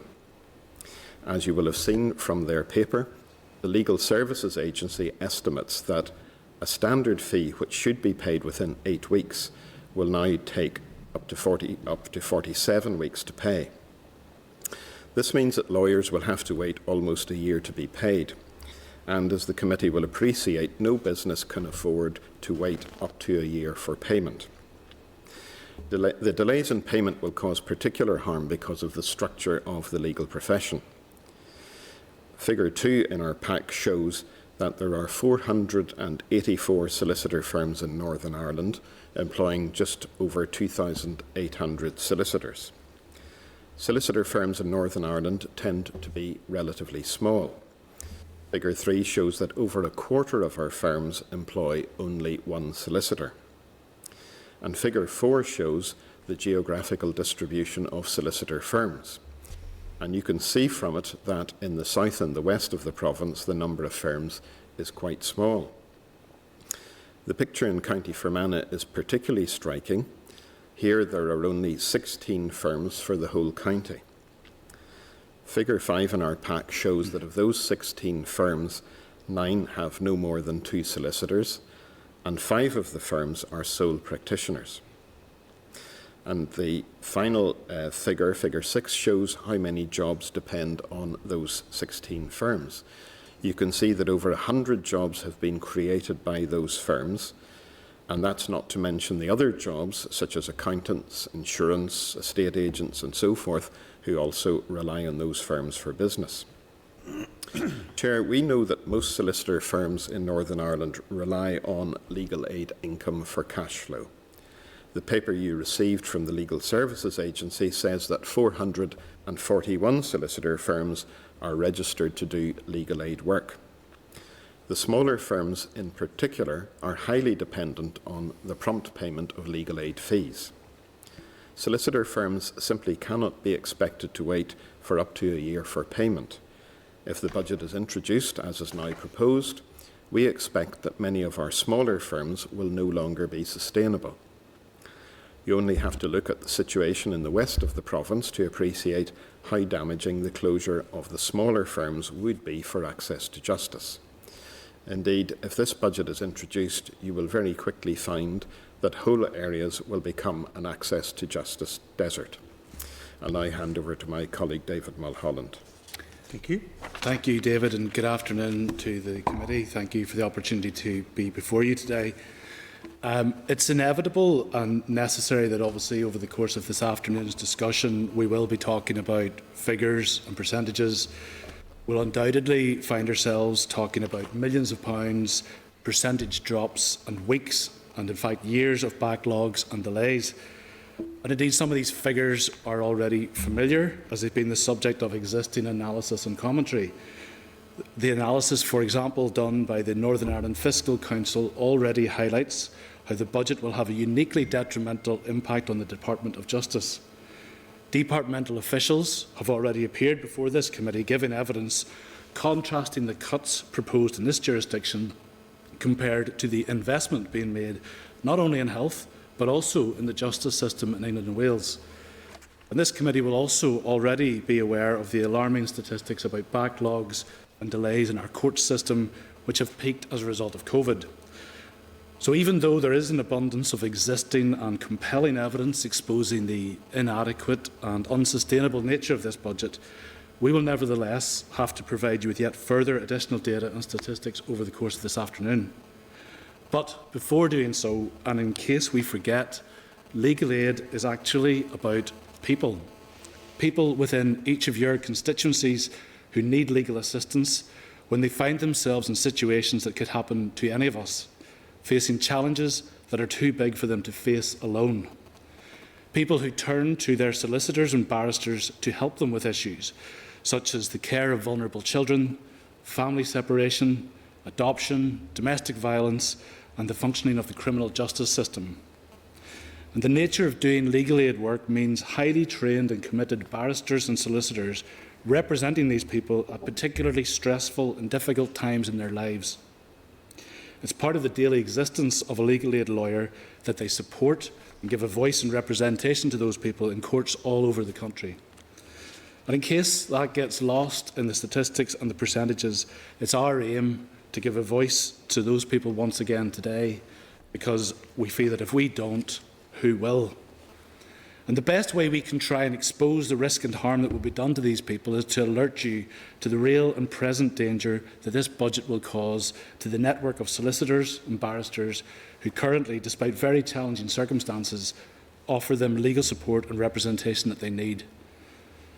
There are approximately 650 members of the Bar in Northern Ireland. All are self-employed sole traders.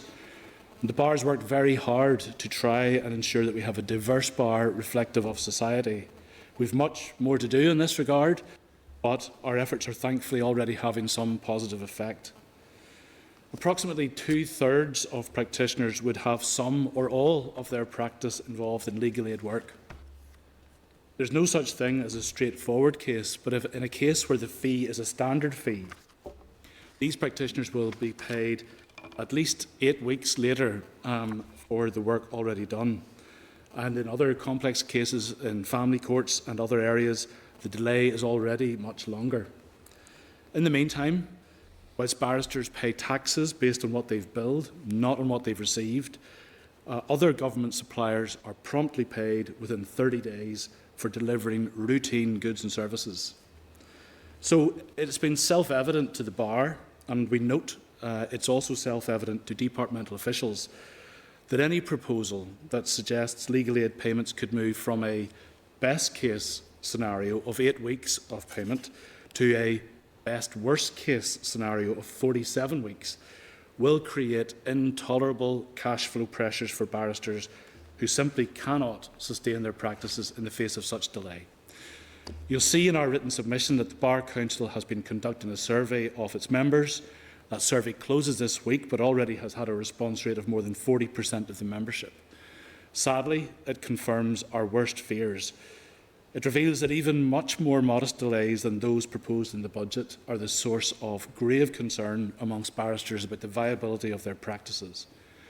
When pressed as to what way these concerns would affect them, the stark reality is that practices are predicted to begin to cease becoming viable after even 1 month's delay. And the pace at which practices become non-viable more than doubles every 2 months. This pattern is seen most starkly with those aged under 30 or with less than 5 years' practice. It also particularly affects female barristers and barristers who practice outside of Greater Belfast. So the concept of a diverse bar, reflective of society that we have been striving to preserve, would be wholly damaged. And in a dark mirroring of what will happen to the department's budget if it strives to put off paying its current liabilities to practitioners, there will be a growing debt burden where members, desperate to stay afloat, take on wholly unsustainable levels of debt. And the prospects for the future of the bar would therefore be bleak and irrecoverable. But once again, in case we forget, the real casualties will not merely be the individual barristers and solicitors, nor indeed the overall justice system, which will have to cancel or compromise efforts to implement new legislation or reform, but it will be the ordinary people in villages, towns and cities across this country. Their issues and their needs won't suddenly have gone away, nor will they have been reduced by an arbitrary percentage. And when these people and these constituencies look for help in the future, regrettably, it simply won't be there because the budget will have left them abandoned and deserted. We're happy to take any questions the committee may have. Yeah, thank you, David, for that, and obviously for the information that you provided to us. In regards to, and maybe could we just go back briefly to the comments that David made in his opening submission in relation to, in stark terms, a deal was done in terms of legal aid. And I take from your comment that there's a sense or a feeling that there has been now bad faith in that your part of the bargain was delivered on behalf of the bar and your colleagues, but that now you're being asked to take another basically 23 million out of that, and the impact of that has been outlined by David as well, and also in the information that you provided in terms of the church, which I think are very stark and gives us a very good overview of the provision of the service. In the light of all of that, what discussions has there been with the department in relation to this? Because it has been said to us by a number of organisations that this proposed 2% cut, and here's the consequences, and it doesn't look a very pleasant picture overall. But in relation to that conversation with the department, what has been that interaction, and has there been any sign or any sense the department shares the concern that you have articulated both in your presentation today and in the papers that you presented to us? Well, Chair, you began by saying about a sense of bad faith. I'm not accusing the Department of Justice of bad faith. I think they are as concerned as we are about the impact of the proposed budget. What I have said is that the understanding that the legal aid budget should not come below £80 million, that certainly has been gradually eroded, and we see that the budget is already below £80 million. What I have said, however, is that the reality of the department trying to operate the budget would mean that the prompt payment expectation would no longer be achievable. But I want to make clear we're not accusing the department of bad faith, but there was an understanding as I described it, and it was something of a compromise. And it's worked well for Northern Ireland because we have had a very comprehensive legal aid system. Unlike England and Wales, where lots of areas of legal work have been taken out of the legal aid system, we have managed to retain a comprehensive legal aid system. But it's based on prompt payment of suppliers, and that's where the problem will begin. Both professional bodies have met separately with the Justice Minister. Justice Minister is as concerned as we are about the impact on access to justice, and uniquely we find ourselves on the same side of this argument. As to the attitude of the department as a whole, I was reminding myself of what the department officials said to this committee in April 2020 when they were planning to introduce interim payments. If you recall, things had gone into lockdown, the courts had stopped sitting, and there was a need to inject cash flow into the access to justice system. The department brought forward a system of interim payments. And the official who appeared before you in April 2020 said that legal aid in Northern Ireland supports access to justice through a network of solicitor firms. The network is supported by over 600 barristers who undertake legal aid work. And then he went on to say the department has a strategic interest in ensuring that there is a sustainable network of suppliers to provide advice, assistance and representation to individuals to facilitate access to justice. And then he went on to say that a sustained downturn could jeopardise the longer-term sustainability of an appropriate supplier base and ultimately access to justice.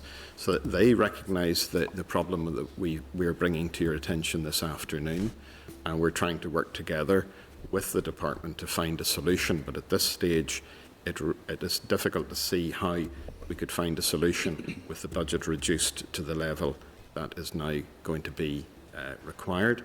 And you've seen from the Legal Services Agency paper that they've put into the committee, the only way they can manage a reduced budget is to slow down payments. It's the only tool in the box, and that's why they've come up with this 47-week figure. Yeah, and just to sort of extrapolate that a wee bit more in terms of the 47 weeks, is that, and I assume that it doesn't, but it doesn't take into account if a case goes on for a protracted period of time, and given some of the cases that we've had in Northern Ireland, that could be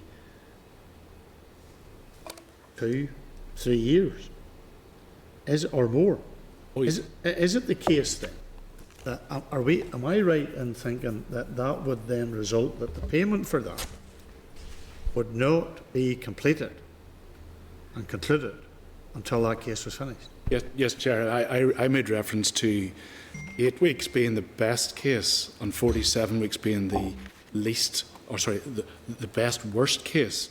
I think it might be helpful to your question if I could invite my colleague Blahin, who is a practising barrister who probably fits exactly the scenario you're talking about of cases that run for a number of years, to just add to the information. Thank you, Chair.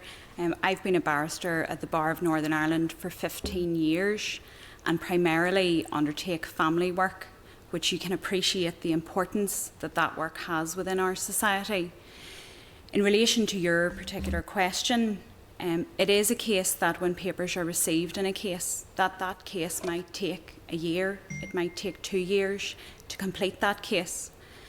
And reasons for delay in family work are due to the fact that you aren't dealing with one particular event in time in a person's life. You will find in situations which involve families that the situation's changing over time. The people that we are dealing with are some of the most vulnerable people within our society. We are dealing with victims of domestic violence, victims of sexual abuse on a daily basis, and you can appreciate that that is something that cannot be changed in terms of assisting people with their cases overnight. So in terms of the time frame, a case could take 2 years to complete because of the changing circumstances, and then we are finding that there is the potential that it could take up to 47 weeks for payment. We are particularly concerned about the impact that this will have on our younger members of the bar, and particularly women at the bar as well. Most family cases in Northern Ireland start in the Family Proceedings Court, and it is a situation where our younger members of the bar regularly appear in those courts. And anyone could find themselves in a situation where they come before a family court. For example, if a child simply presents with an injury that is questioned. And it's really important that the members of the public are represented properly and by expert advocates who can identify the issues in a case really quickly and provide efficient and effective representation to those people. And our concern for our younger members is that the impact of this cut might be a situation where they are being asked, where they have very limited cash flow, to wait almost a year for payment. And we don't want to find a situation where younger members of the bar are really people that remain at the bar are the ones with the deepest pockets, because that does not assist society and it does not assist the people that we are representing. We're also particularly concerned about females at the bar. One is self-employed as a barrister. There aren't the salaried employment benefits of maternity leave or sick pay and the like. And we don't want a situation where we have female barristers that undertake work, and they have undertaken that work for a couple of years. They then go off on maternity leave and find that at the end of that period that they still aren't paid for work that they have properly and fairly undertaken. And the net effect of that, whilst it has an impact on the bar, the net effect of that is the general public, because your constituents will find themselves in a situation where they do not have the benefit perhaps of female representation, and they may find themselves in a situation where the barristers that are representing them do not have the life experience that would come from everyone being in a position to represent people, not only the people with the deepest pockets. Diversity is key at the Bar of Northern Ireland, and it's key for a number of reasons. Because one, we are dealing with members of the general public on a daily basis, and it is important that we understand what the needs are of the public, but also our young barristers of today are our future of the law in Northern Ireland, and our young barristers today will be the QCs and will be the members of the judiciary in the future, and it is important that they are given the support they need at this stage in their careers, because ultimately they will shape the legal profession going forward. Could I, Chair, just supplement what Lee said? You asked about the waiting time for a case to be completed.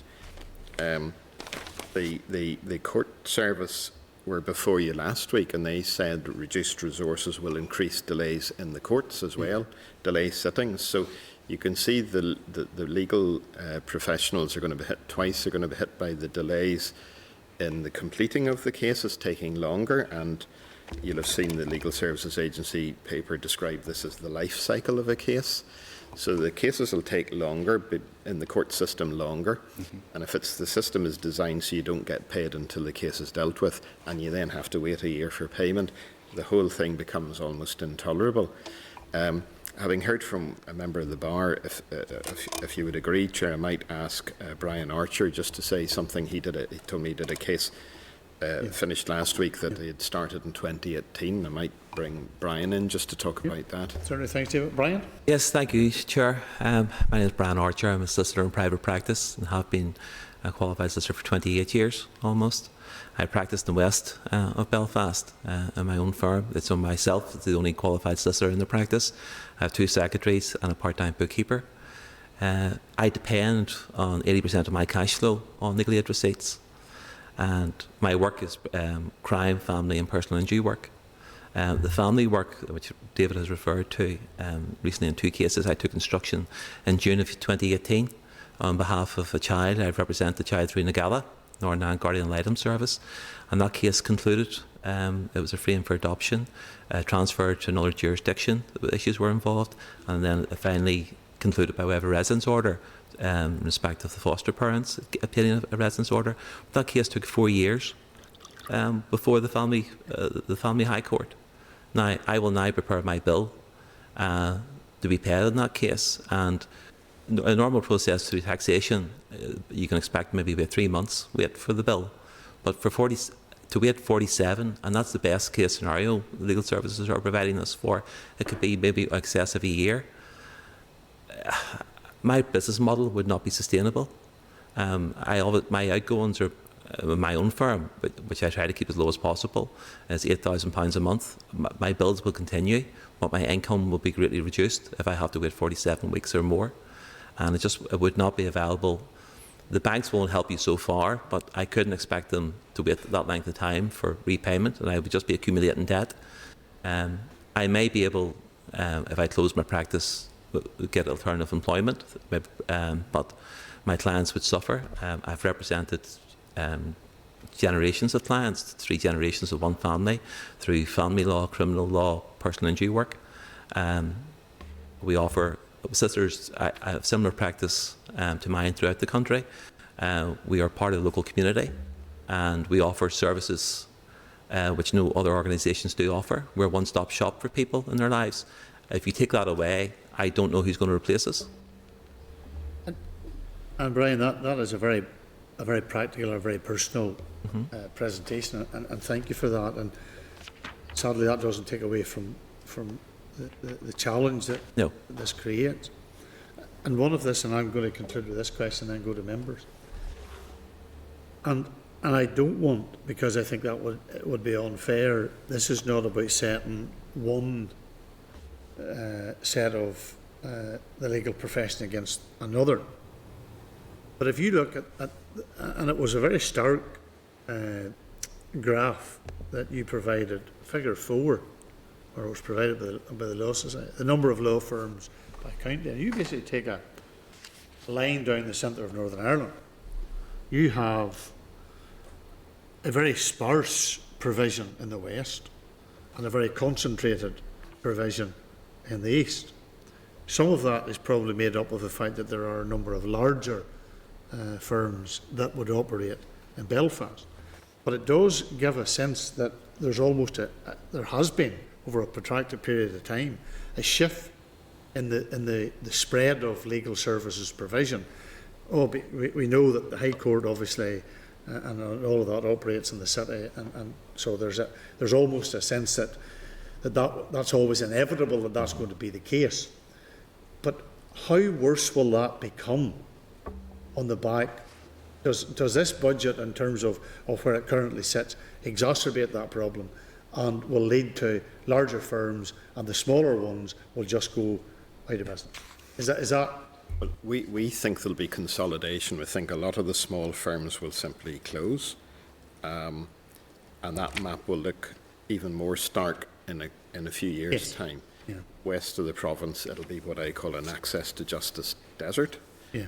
There'll be a consolidation in bigger firms, and they tend to cluster around Belfast because obviously the main courts are there, and Derry to some extent as well. Yeah. But west of the province, it will be, I think, you just will have difficulty getting access to publicly funded legal help. You might be able, if you're a private client, still find a solicitor, but publicly funded work, I think, will be eroded to the west of the province. So there's a sort of rural-urban divide here as well starting to emerge, with so many of those firms reliant on the cash flow that the legal aid system provides. And it has worked well. You know, payment within a few weeks is something the LSA have achieved, but they need the funding to do it. The other thing to note is that although I've talked about the budget, a bit like you heard from the PSNI witnesses, supplementary funding is also provided usually to top up the legal aid system. The budget usually starts at one figure and within year funding emerges higher. You can see that particularly in the year as we've recovered from the pandemic, as they've been trying to catch up. The Department of Justice has done well to get supplementary funding. But if you take a combination of the reduced budget and no security about supplementary funding, you really are in the picture that you've painted about the east-west divide, I think. Okay, we'll go to members, and I have Sinead Bradley, please. Thank you, Chair, and thanks to the two Davids and Brian and Lee. I'm hearing from you, if I'm getting this correctly, that I can understand completely what you're saying about, you know, a small solicitor's firm in a rural area has a business model that requires a cash flow to legal aid to sustain just overheads and costs to make the business viable. And then that leaves the doors open to maybe do other work that isn't particularly funded from the public sector, but it brings a service to those local communities. And in particular, if my reading is right, you talk about one of the big players in that legal aid work is the family law piece. And I understand, I come from a rural community, and I know that not, you know, the local solicitors' practice is up there with the local doctors and the dentists, and they're known to the people. They've been there maybe for generations of a family, and there's a confidence that comes with that, that you're knocking the door of a friend, a critical friend at a time in your life when you're probably most vulnerable and you do need that extra help. And that's a service that nobody takes for granted in rural communities, because when you need it, you really need it. And I think that there is a feeling that, you know, the whole discussion about the projected 2% and whether that will be salami-sized. We used it in an earlier committee to try and get it. But we do, you know, I can appreciate that you are trying to project and look at how that would look. And it particularly does hit rural areas, and it's disturbing also to see how it can, and I can see how it would be the case that it would have an impact on female members of the bar. And I say that fresh off the work that we've been doing on the domestic abuse, and I recognise just how important it is for any person, any vulnerable person, to feel comfortable with their representative or their advocate. And I can only speak for myself. I know as a woman in that situation, it would be nice to at least have the choice of my representative in such a set of circumstances to be a woman. So I do find the whole mix quite disturbing, and I do think that we're sowing the seeds here for real inequalities if this is allowed to roll out the way it is projected. But I always find myself thinking, when I look at this, has everything been explored in terms of finding ways to see the value and recognise that there's a duty to maintain services in rural areas? And I appreciate large firms, you know, may have this to offer as well, but there's a safeguarding role that the department would need to recognise in terms of making sure vulnerable people in harder to get areas have equal access to justice and comfortable access to justice.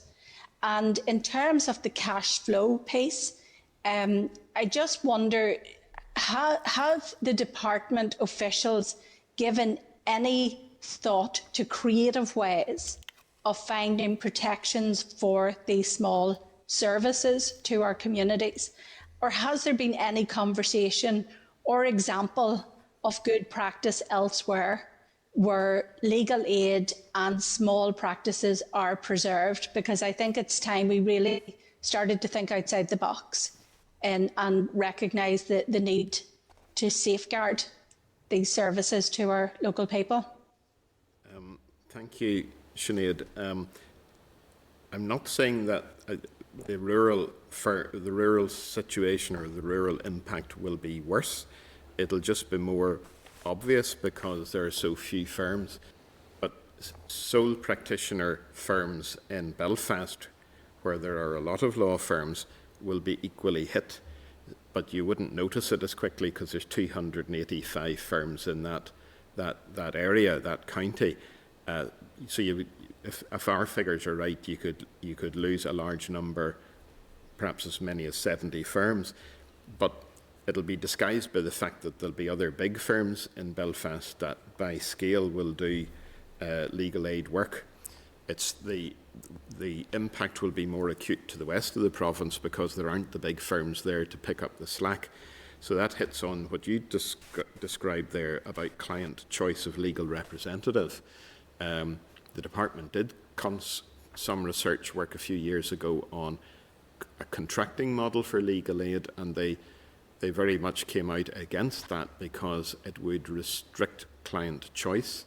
You would end up with a small number of large providers, and you wouldn't have any choice. You would just have to go to these sort of legal aid factories that you see in England and Wales. And the availability of the solicitor's office in the local area to deal with whatever issues a person has or a family has would be gone. I think there's some considerable merit in your suggesting we need to start thinking out of the box.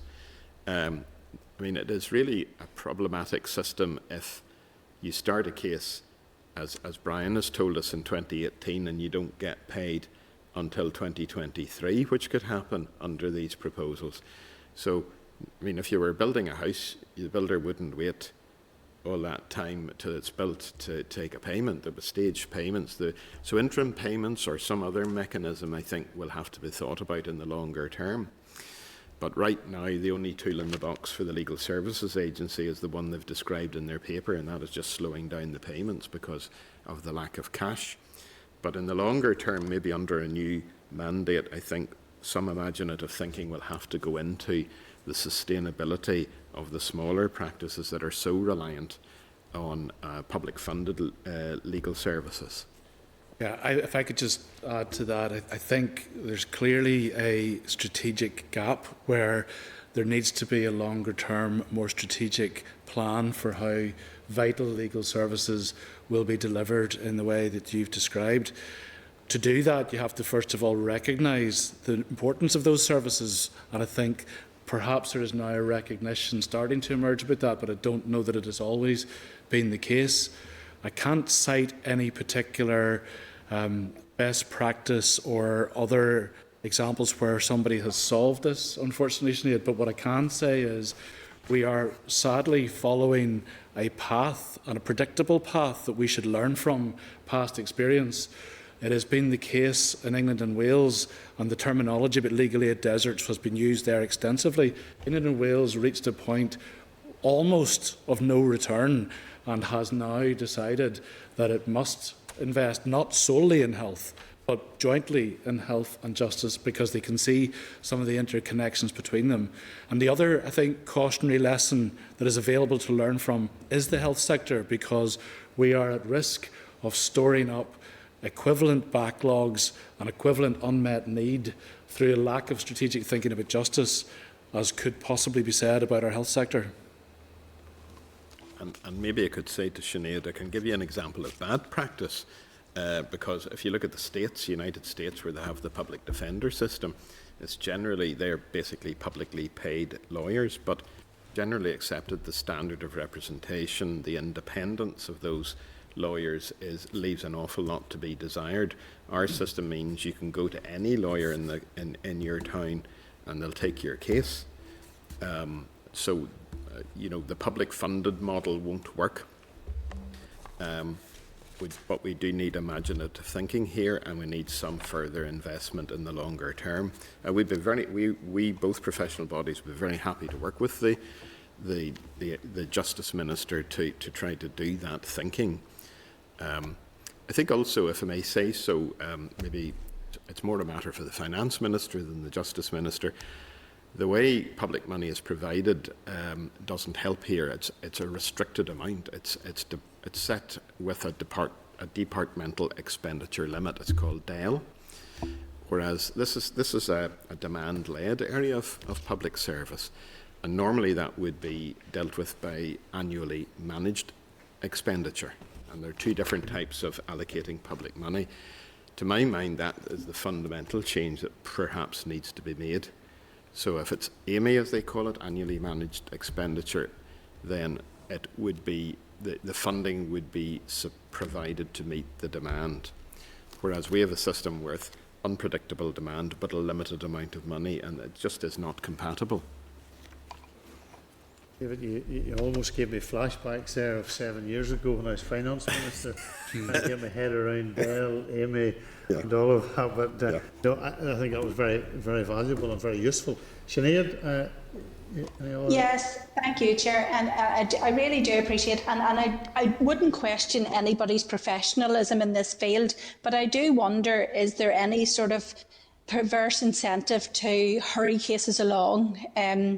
To just keep the doors open on the business, and you know, it would be, whilst access to justice might be seen to be there, is there any possibility that this model could build in actually unfair advantage on any case? And I don't expect anybody in the chamber to suggest that there would be, but I just think in the reality of it, it's something we need to be mindful of. I'll just make that as a statement rather than a question, Chair. Thank you. If I could respond to Sinead, I mean, years ago when we didn't have standard fees, some people would have suggested, well, if you're paid for every day you turn up at court, there might be a perverse incentive to stretch a case out. Standard fees removed that at in a stroke, because you get the same amount whether the case, irrespective of how long the case lasts. But it hasn't led to cases being rushed. If anything, cases are taking longer to do because they're generally more complex. So to the extent I can reassure you, I don't think there are any perverse incentives here. What is a bit perverse is the fact you have to work for years before you can put in your bill, and then you have to wait another year for payment. That just seems fundamentally wrong. Yeah, Sinead, I could see the risk out of what's proposed. That maybe somebody might say the only way I could survive is to have a high volume of cases rather than the normal volume of cases. And that's obviously, I don't think that really is realistic when you hear about the complexity involved in the cases that Blahin and Brian have spoken about. But it clearly would put quality and service under pressure. But I think what it would mean is professionals, because I can speak confidently for both the Bar and Law City, would not compromise their standards, but they would be under such pressure to try and maintain the service that it would make it unsustainable, especially when you couple that with the debt they would be carrying, etc. So it is a risk, and it just adds further pressure onto the system. Thank you. Robin? Thank you, Chair, and can I thank the delegation for being with us today. I have to say, Dell versus Amy sounds like a court case. Yes. I do, having been self-employed for 15, 16 years, I do understand all the ramifications of late bill players, or even after the bill has been agreed, negotiating on the bill before payment. My case is just a very simple one, and I do appreciate all of the work that is done by the legal profession, and absolutely the key to folk who need legal aid to get access to that legal aid. Can I just maybe raise with you a small question in terms of the total number of cases granted with legal aid per 10,000 inhabitants, and figures produced by the research department of the of the Assembly indicate that total number of cases granted with legal aid per 10,000 inhabitants, with our nearest neighbour 120 per 10,000, Northern Ireland 445 per 10,000. Why would there be such a disparity between the two jurisdictions? I'm David, just you want me to not answer that? familiar with the research that the department have done, but taking it at face value. It's a briefing paper produced Yeah. on the... And I mean, the research done by the Assembly Research is excellent, so Yes. I'm sure that's right. I mean, I said at the beginning, we've done well in Northern Ireland. We've had much wider scope of legal aid. In England and Wales, reforms were introduced to restrict the types of cases for which you can get legal aid, and they're living with the consequences. In England and Wales, the figure is higher. In England and Wales, there's no legal aid now for private family law cases, sort of work that Lee was talking about. All right, okay. You can just, I mean, they took those cases away, and they're still living with the consequences of that. Okay. There's also the criminal legal aid is awarded by the court in Northern Ireland. I think our courts are willing to grant legal aid in the interests of justice, whereas in England and Wales, the Legal Services Agency or Legal Aid Agency would make that decision. So the system is slightly different, but I would argue that the number of the access to justice here is good and reflects need, and lower socio-economic provision in Northern Ireland as well. Yes, I would agree with everything that David has said, and we're not necessarily comparing like with like. And as I said earlier, the England and Wales example is a system which has almost ground to a halt and is now starting to be reinvested in. But just on the point about socio-economic comparators, we referenced in our submission research done by the Joseph Rowntree Foundation, published in 2018, which showed almost a fifth of the Northern Ireland population lives in poverty. I think that's probably the most telling reason why we would have a different level of legal aid provision than other parts of the UK. Okay. Actually, the figure in England and Wales is 495 per 10,000 applicants, as opposed to 445 in Northern Ireland, vis-a-vis from the figures that RAISE has produced. Right. Thank you, Chair. Peter? Yeah, thank you. A number of questions. I declared at the start of this a member of the non-practising member of the bar is at a level of interest. So I don't know if it maybe seemed to be slightly unprofessional that probably much of what I have to say, I would share a lot of your concerns that these may be seen as leading questions throughout. I suppose take a few of the points first of all.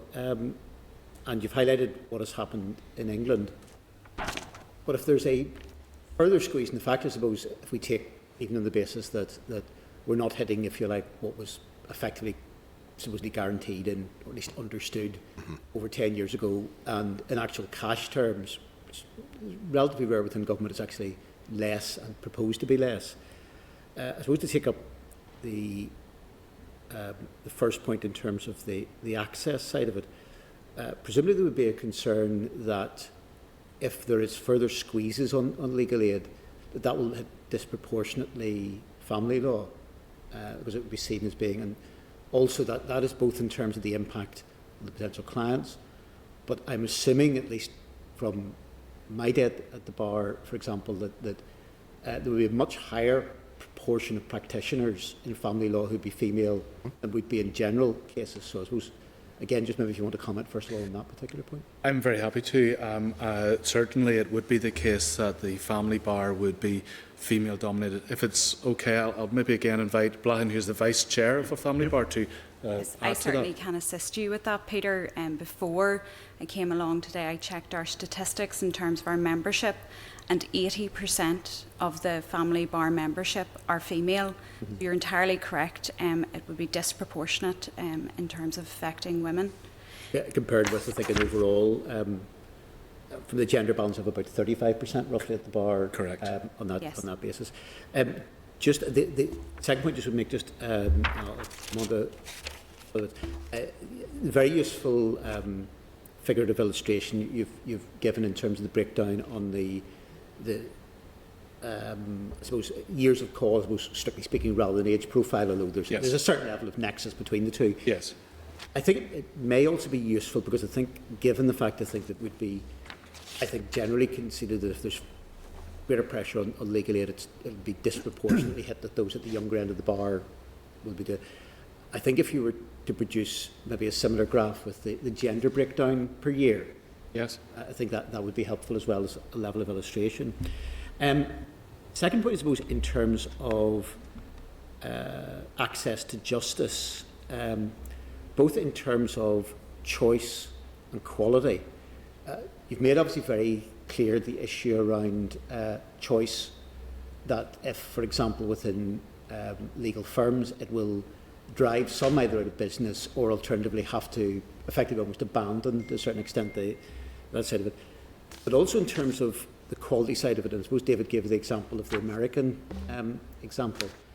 Presumably one of the other impacts would be that if you are either a solicitor's firm or a barrister, and sometimes this is maybe suggesting a certain level of luxury of choice, which isn't always the case, but if you're looking to see what your balance of involvement, for instance, with legal aid cases is compared to other, one of the attractions, at least with legal aid cases,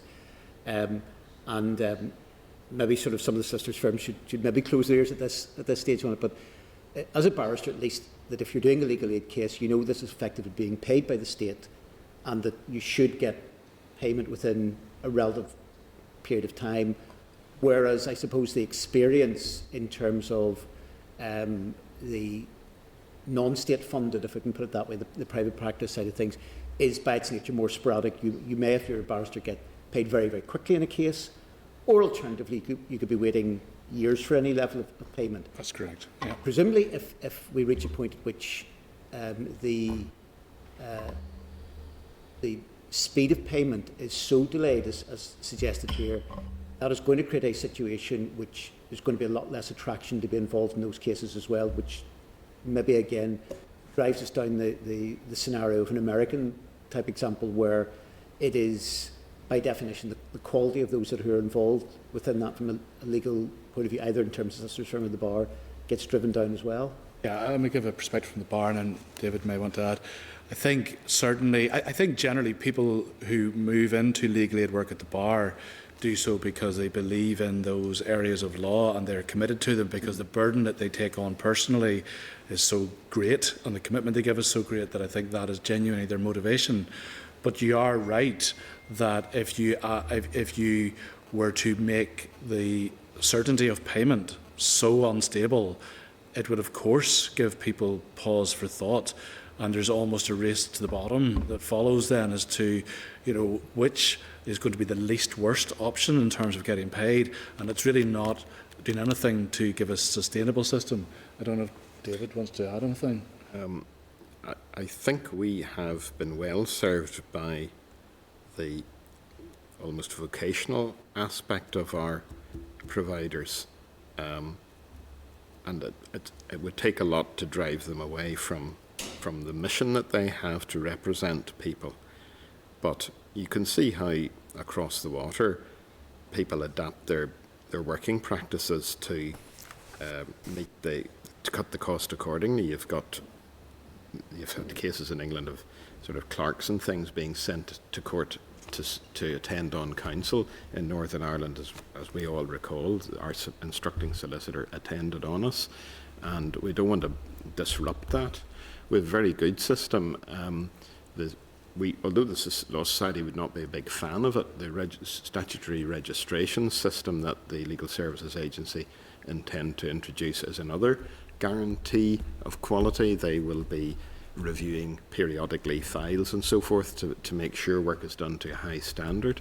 So we've had an excellent system of administration of justice, and this is going to put it, I think, at risk, and I think it might drive some people out of this area of practice simply of financial necessity.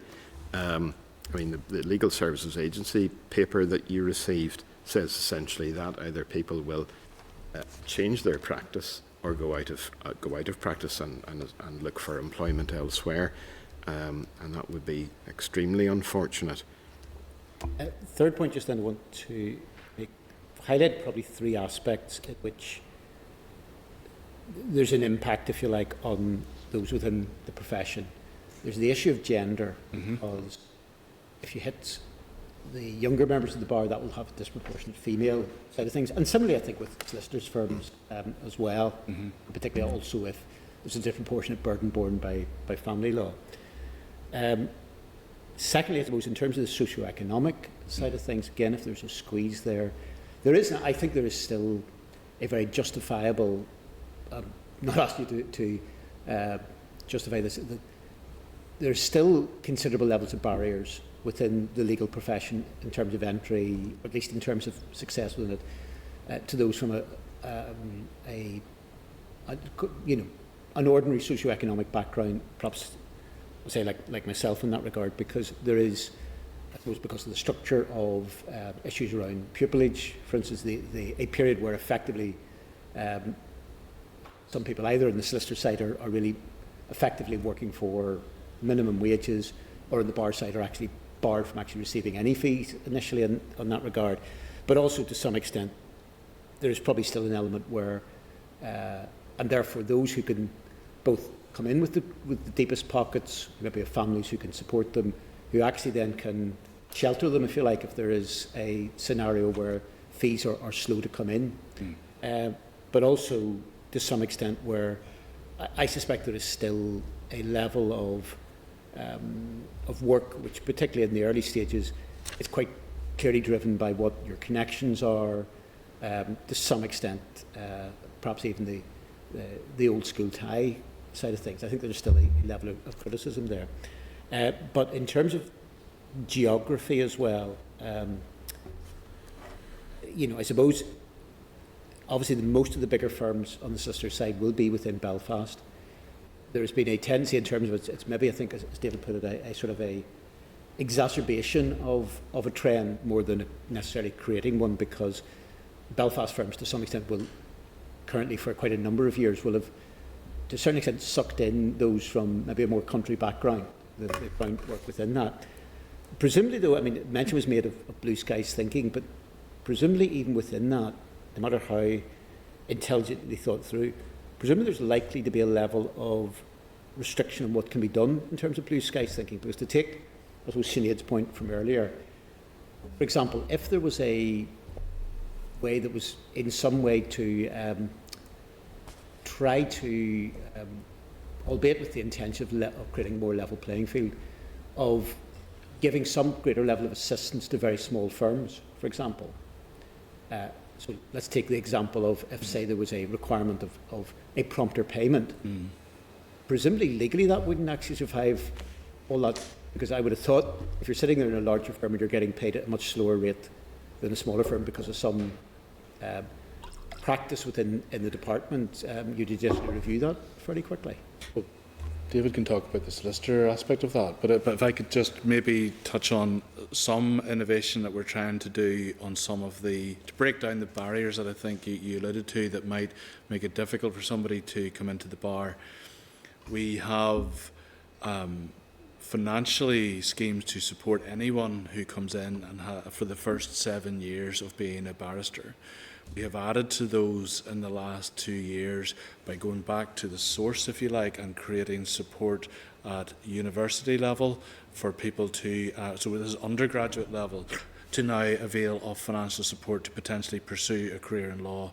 And we have put in a range of new measures to try and address the challenges that Blaine spoke about working mothers at the bar. I think you're right to say we've more to do, but we're very alive to those things, and we're constantly trying to think of other innovations that we can introduce to support the financial and overall well-being of people who face those difficult early years in establishing a practice. So we certainly haven't reached a point where we're saying there's nothing more we can do, but we are trying to implement change.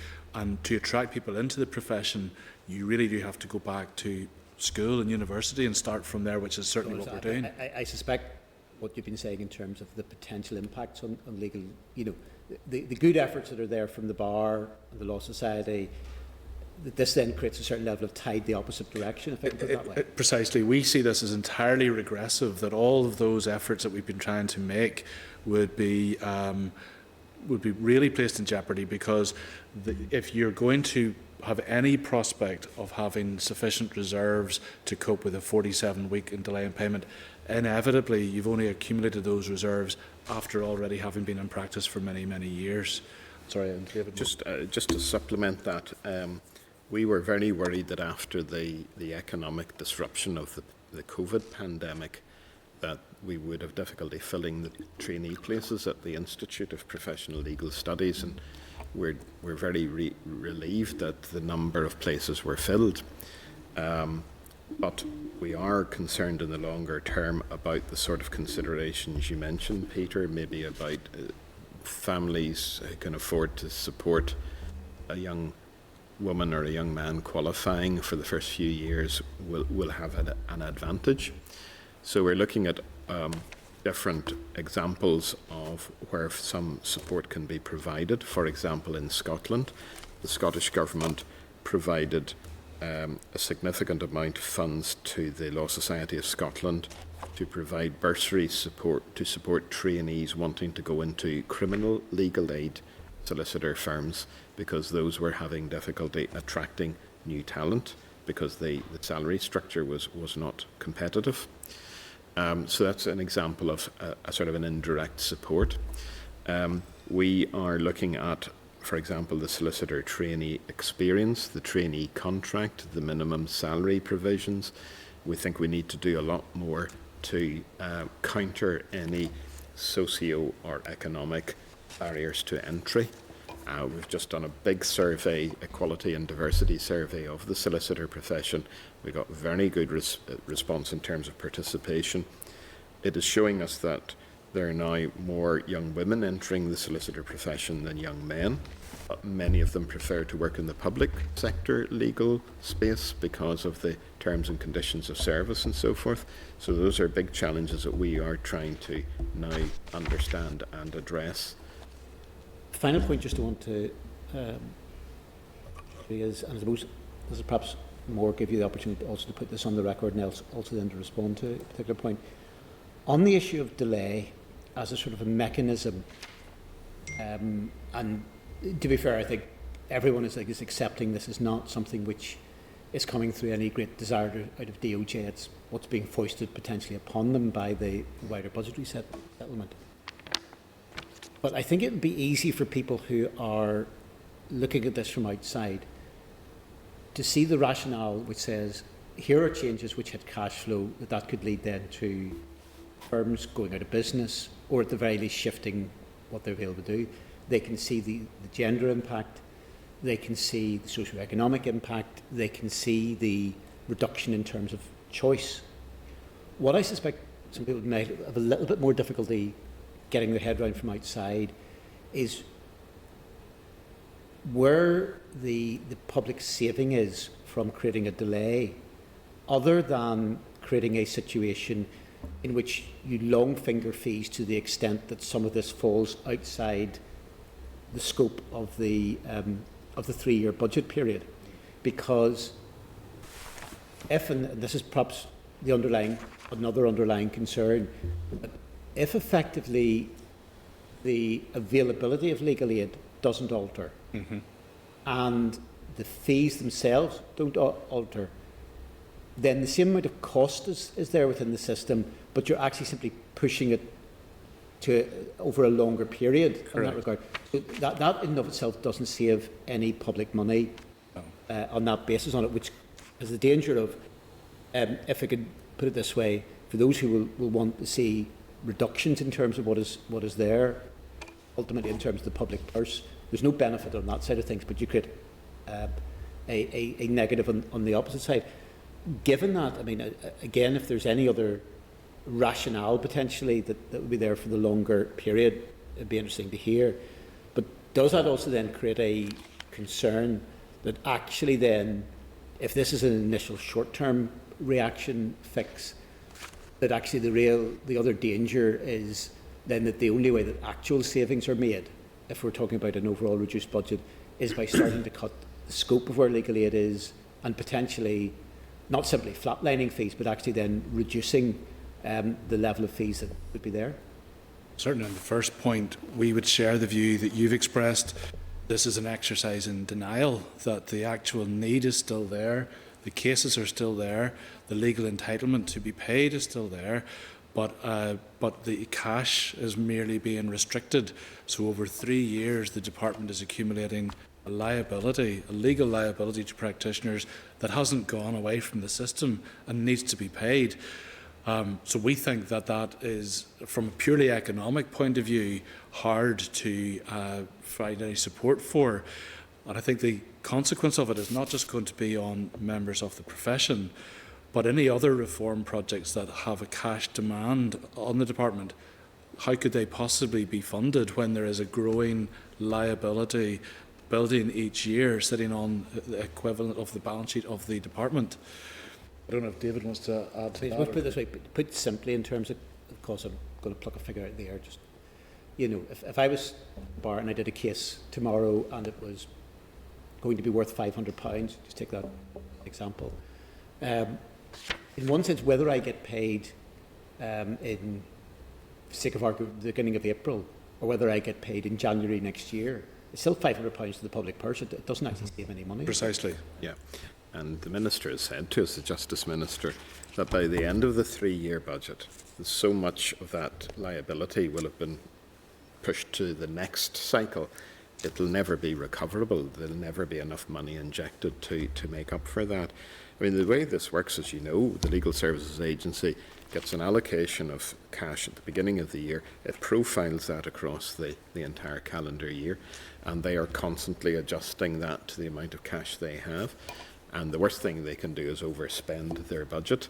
And if it gets to about the end of the 3rd quarter of the financial year and they see that the cash is restricted, they then immediately reduce the payments on them. They pay, I think, 3 cycles a month. They significantly reduce that so they don't overspend. Then sometimes an in-year supplementary comes to their rescue and they can adjust up again how much they pay. You talked about scope. I think scope would be the one area that I would really urge no government to go near, because we have a comprehensive system. The havoc done in England by the LASPO reforms that took private family law out of legal aid is generational harm. They're still living with the consequences of that. We've done very well to sustain a good network community legal service of solicitors and a comprehensive legal aid system that should help most people with most problems. It would be a tragedy if now budgetary, illiteracy drove us into being harmed. I suspect part of the concern would be, and I appreciate very much the point you've made as regards scope, but if we reach a situation in which the overall quantum of money going into legal aid in cash terms reduces, reduction in scope is not only very likely, it's virtually inevitable, I think, at that stage. If that's carried out. The only tools you have are reduce fees or reduce scope, and neither is an attractive one. So the answer clearly, Chair, is Amy. Well, we're back there again. Yeah. And Peter, you... Yes, sir, I'm finished. No, and I think that's been very useful, because I trusted that as given members and for those who listen to these proceedings, a real practical expression of the implications of where this will lead us. And we always make assumptions that we will always have certain things in society. We were having that discussion with the police earlier. There'll always be a police officer, there'll always be a barrister, there'll always be a solicitor, there'll always be a judge. However, that's not always going to be the case. And that's the reality of where this could lead us. Yeah, I remember when I was on the Department of Justice board, we had a senior English police officer who had left the service, and she was telling us, in England you wouldn't get a police officer who would not respond to certain low-level robberies and things like that. You might get a phone call, you might get a crime number, so you can make an insurance claim, but you're not see a police officer. So the things we take for granted can be eroded very quickly. And we're not just saying that access to justice is at risk. The whole of the justice system, which is interconnects, we depend on police numbers, probation service, forensic science, courts, and lawyers. And this budget will do, I think, generational harm to the whole justice system and not just access to justice. No man is an island unto himself. Well, it's so interlinked, isn't it? She'd make that probably more gender neutral now, but that would be... it's so interlinked. A reduction even in forensic science budget will delay cases and harm victims. It's all very interdependent. Yeah. Well, can I thank you for... I don't see any other questions that have been indicated from members. I do thank you for the papers that you presented to us prior to today, and also for your own personal presentations. I very much appreciate it. Thank you. We're most grateful to you. Thank you. There raises a whole raft of challenges and questions for us. But in the meantime, thank you once again for the time that you've taken and for the papers and the presentations. Thank you. Thank you very much indeed. Thank you. Thank you. Okay, members, that takes us to really a number of things that we need to, in terms of trying to progress this. Obviously, one of the caveats that we need to keep in mind is that as a committee we will have to respond on the budget and have that signed off by the 18th, which is next Friday, if I am correct. So, but we need to go back to the issue that was raised by the Deputy Chair and about having the Minister in front of us. Now, this is my understanding of where we are at, and it would be helpful for us to ensure that we have that. This is the context that the Department of Finance draft budget and the documents that they presented that were published on the 13th of December set out that the focus had been on providing significant additional resources for transforming health services and improving health outcomes.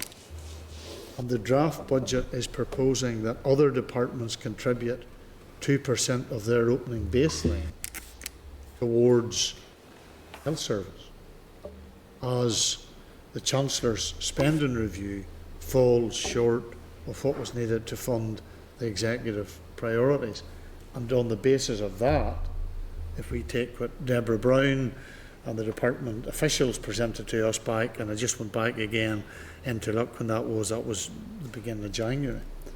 So that's the reason or the rationale as to why the department is asking for the consideration of the implications of 2% reduction.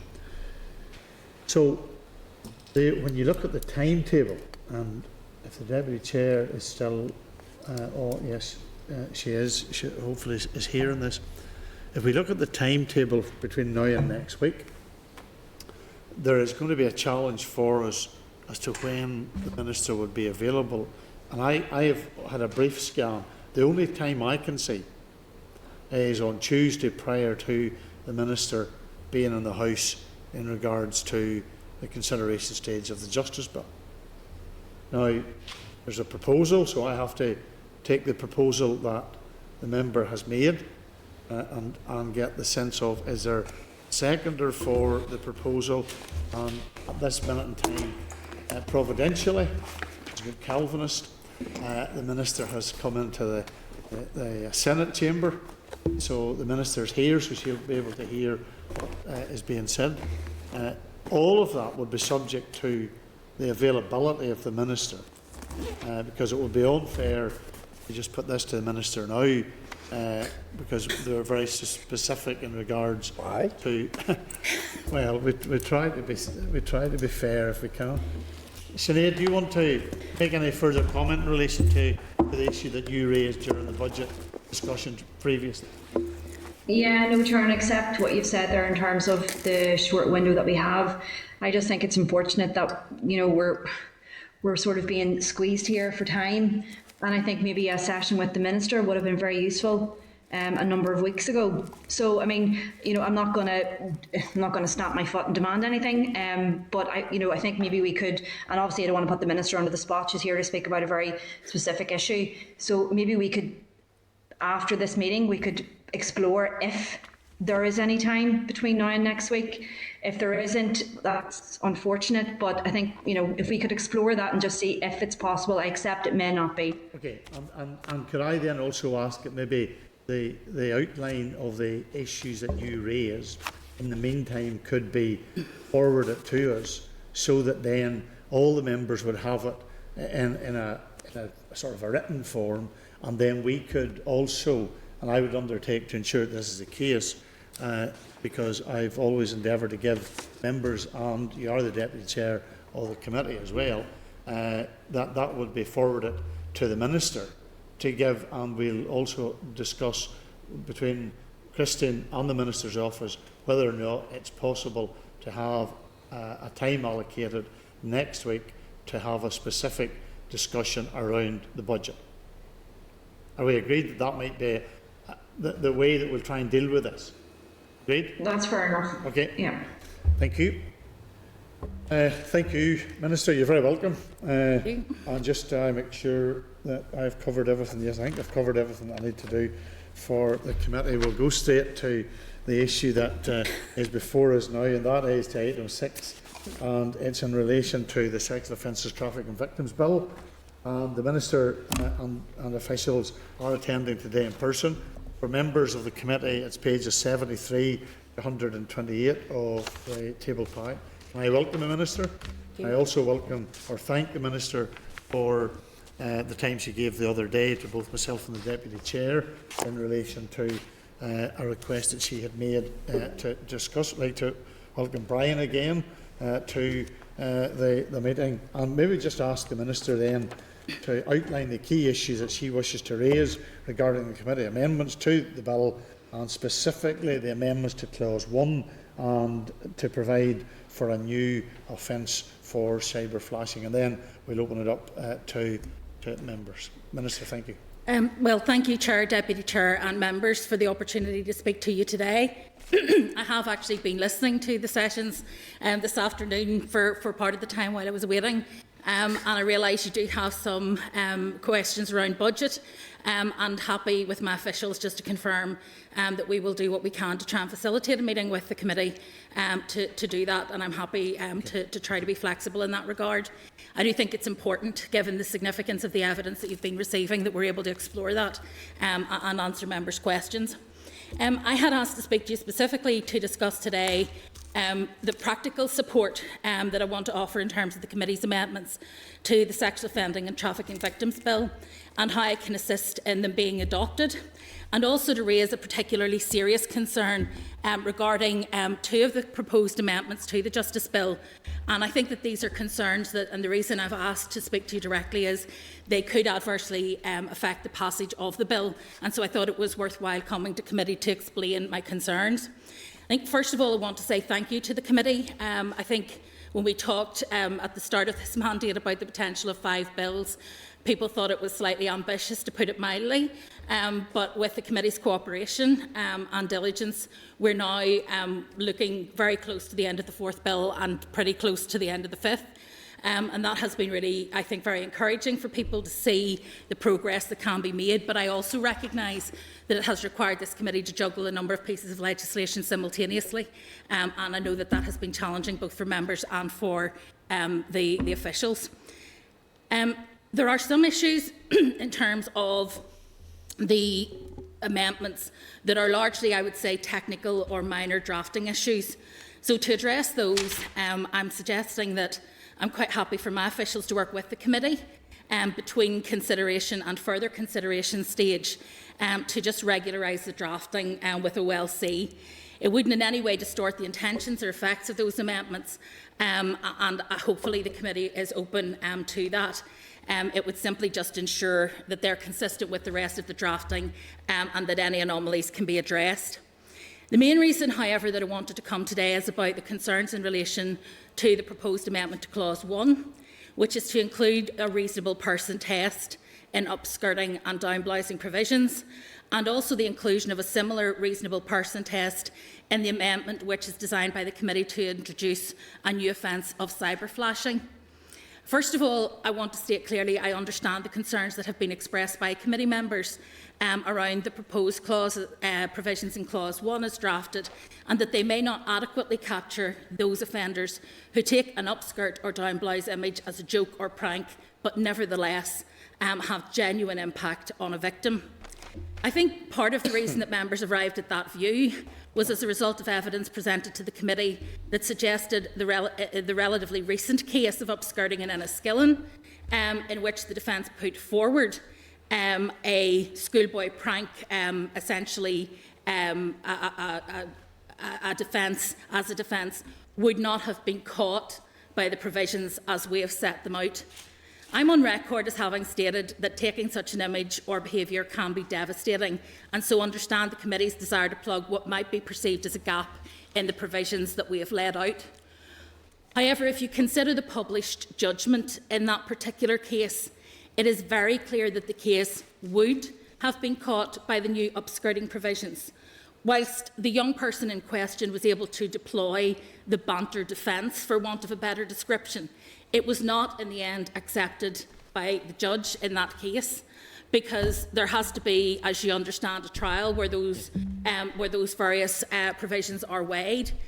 So whilst I appreciate members may have formed the view that the addition of a reasonable person test would do no harm but potentially offer an additional layer of protection for victims, unfortunately I think that that is far from the case.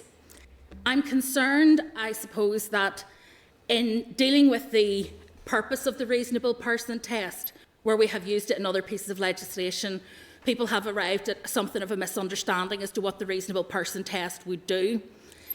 Essentially, what it will do in this case is extend the offence to cover a wide range of potentially young and vulnerable people who, without any criminal intent or without any malign intent, could be caught by these offences. Indeed, it could actually capture, for example, between two teenagers, the exchange of nude images, which, whilst potentially unwise, shouldn't, I believe, be a criminal offence. But a reasonable person test would hinge on the available evidence, which is the photograph, and whether a reasonable person would judge that photograph to be something that should be shared. The inadvertent criminalisation of individuals who are young or vulnerable and who would inevitably be caught by the addition of this test would create bad law, and that is why I am so concerned about this particular clause. The reasonable person test, to explain, was included in the domestic abuse and stalking bills out of necessity, because those behaviours are recognised as being particularly difficult to explicitly specify in legislation. There was a need for catch-all provisions in the form of a reasonable person clause in those bills to scope in as wide a range of potentially relevant acts as possible. It also reflected the need to legislate and keep in the frame flexible and resilient offender who will find workarounds to avoid any listing of behaviours that are stalking or domestic abuse. People will always find new ways to exert coercive control or to stalk an individual.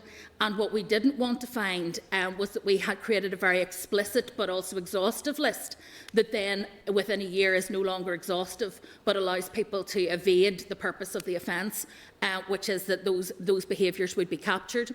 So the reasonable person clause in that case was to ensure that it would be an offence where a reasonable person judged that the behaviour could cause alarm, distress and fear. It also takes account of the existence of resilient victims, and members will recall there was an extensive debate in the Assembly with Mr Allister when he suggested that unless somebody was actually distraught, no offence would have been committed, where our argument has been that if the act has taken place, even if a resilient victim is not distressed, if a reasonable person judges that the person acted recklessly with regard to that other person's distress, or that a reasonable person would have been distressed by that the resilience of the victim wouldn't act against them. That then would still capture that offence and allow for prosecution. In the case of upskirting and down-blousing, as indeed is the case for the cyber flashing provision that the committee are seeking to introduce, the offences are much more straightforward and simple to define. Consequently, they can be defined explicitly in law, and the offending behaviour can be specified in a way that doesn't require a reasonable person test in order to include those within the scope of the bill. The significant risk, however, with the added inclusion of a reasonable person test in the provisions is that it will capture behaviour where no offence was intended, where no offence was taken, and also criminalise private exchanges that are and should otherwise be perfectly legal, as I have described. It is a fact, Mr Chairman, that young and immature individuals may exhibit, indeed often not so young and not so immature, but in their particular case perhaps they have an excuse, that young or immature individuals would exhibit thoughtless, stupid or inappropriate behaviour, but has no malice or evil intent. And I wouldn't want to condone that behaviour. Indeed, I think it should be challenged. However, I am not sure that it is right that we would criminalise it where there is no criminal intent involved, and it may be disproportionate to do so. It could risk criminalising a young person who acts on the spur of a moment, perhaps encouraged by peers, but who again themselves have no malign intent. And for very good reason. There is no reasonable person test, therefore, in any of the upskirting or cyber flashing provisions already in operation elsewhere in the UK. In my knowledge, there are also no such provisions being developed for introduction for these very reasons. I am, I think, trying to stress as carefully as I can how concerned I am about the inclusion of the reasonable person test in those two particular clauses. They will make for bad law, and I do not want to risk all of the shared good work in terms of bringing this important bill to this stage to then have the bill to fall on this one issue. So what I'm asking of the committee today, and my reason for coming to discuss this, was I'm asking the committee to agree not to move its amendments to clause 1 of the bill. I am also very happy to support the bulk of the committee's amendment on cyber flashing, and indeed I am happy to offer that my officials can help craft the final form of the committee's amendment and then table that amendment. I am also asking the committee not to move its amendment to introduce the new offence of cyber flashing with the reasonable person test included. I am proposing that what we would do is work with the committee ahead of further consideration stage. My officials and OLC will make themselves available to draft the cyber flashing amendment as the committee would wish, but to do so in a manner that excludes the reasonable person test. I'm fully supportive of the intention to legislate for the new offence of cyber flashing as part of the bill. And so I think with the appropriate support legally, we can work with the committee to develop the finished cyber flashing amendment without a reasonable person test, and then that could be tabled by the committee at further consideration stage. As you will be aware, in terms of the issue of cyber flashing, whilst it is something that I was supportive of, you will realise that we were not able to complete a detailed policy consultation exercise on this as a department. We have looked at the practical legislative models from other jurisdictions, and I am persuaded that this is the right time to move ahead with the amendment, and that it does no harm to the bill to go ahead with that.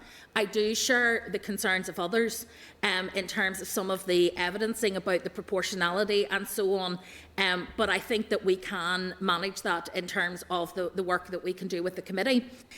However, members will be aware that due to the unusual circumstances in which we find ourselves, I cannot bring an alternative amendment that would allow us to exclude the reasonable person test from the committee amendment, because this is new policy and so the executive would not have approved it. However, my officials can work with the committee to do that, so that at further consideration stage that can come forward. And then hopefully with agreement, we would be able to both do the tidy up at further consideration stage of the remaining amendments that the committee has put forward and table the cyber flashing amendment. And that is basically, I suppose, the extent of my concern that I wanted to raise with the committee today. I hope members will appreciate that this is not something that I'm doing lightly. I wanted to come in person to offer the reassurance that none of what we're suggesting is to try to change the intent of the committee or what it is seeking to do, but it is of serious concern in terms of the reasonable person test and the impact that would have. And I do believe that if we can get agreement on how to take this forward, we can then get the bill through, hopefully with as little acrimony as possible. Minister, can I thank you for that explanation, and also just to say to other members that it was felt that this was the best way, following on from a request from the Minister, and she did have a meeting with myself and the Deputy Chair in this matter, and I basically, we agreed that this would be the best way to proceed with this. So I'm going to go to members who want to have questions, but just I want to ask one question of the Minister in relation to not the approach, and I welcome the fact as Minister that there has been, and I have endeavoured as Chair, and I trust the committee to work together to get to the point where we're at 4.5 bills, and hopefully we'll get, although when you see the Marshall list that has just been published, I think you may just cancel Tuesday evening as to what's going to happen. However, you've indicated in terms of the reasonable person test, the committee amendment would cover behaviour that is not intended to be criminalised. I think that that's the basic substance of what you're saying.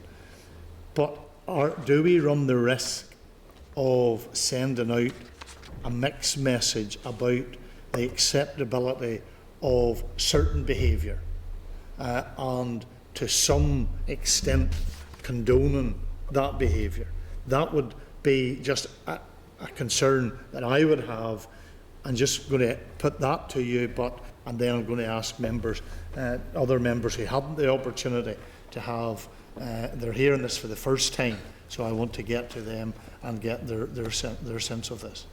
Well, I mean, first of all, Chairman, I mean, I agree that I think the work between the committee and the department has been really helpful in terms of getting us to where we are, and I think there is a prospect that we will get this bill over the line before the end of the mandate. And given the sensitivity and importance of the issues in it, I think it's vital that we do that. The issue that you've raised is one that I have also considered. Are we saying that by permitting the defence, if you like, of banter, that we are in some way saying that that is ever acceptable? And the answer, I think, is no. But there is a difference between something being unacceptable and something being criminal. And I think we need to be careful about criminalising all behaviour that we would deem to be unacceptable. So I am not saying that it is okay for a young person as a prank to take a down blouse or upskirt image, even if they are under peer pressure. But I think the way of tackling that is to deal with the behaviour of that young person, to look at their vulnerabilities and judge whether or not there was any criminal intent, what harm was caused, and to allow that to work its way through the courts. In terms of somebody claiming that this was done as a prank or a joke, as we've demonstrated in terms of the findings in the court, that is not always accepted. Just because somebody deploys the defence doesn't mean that it's accepted by the court. And so there is a judgment that can take place as to whether or not the individual who embarked on that was fully aware of the consequences, knew what they were doing, and had made a decision to behave in that way.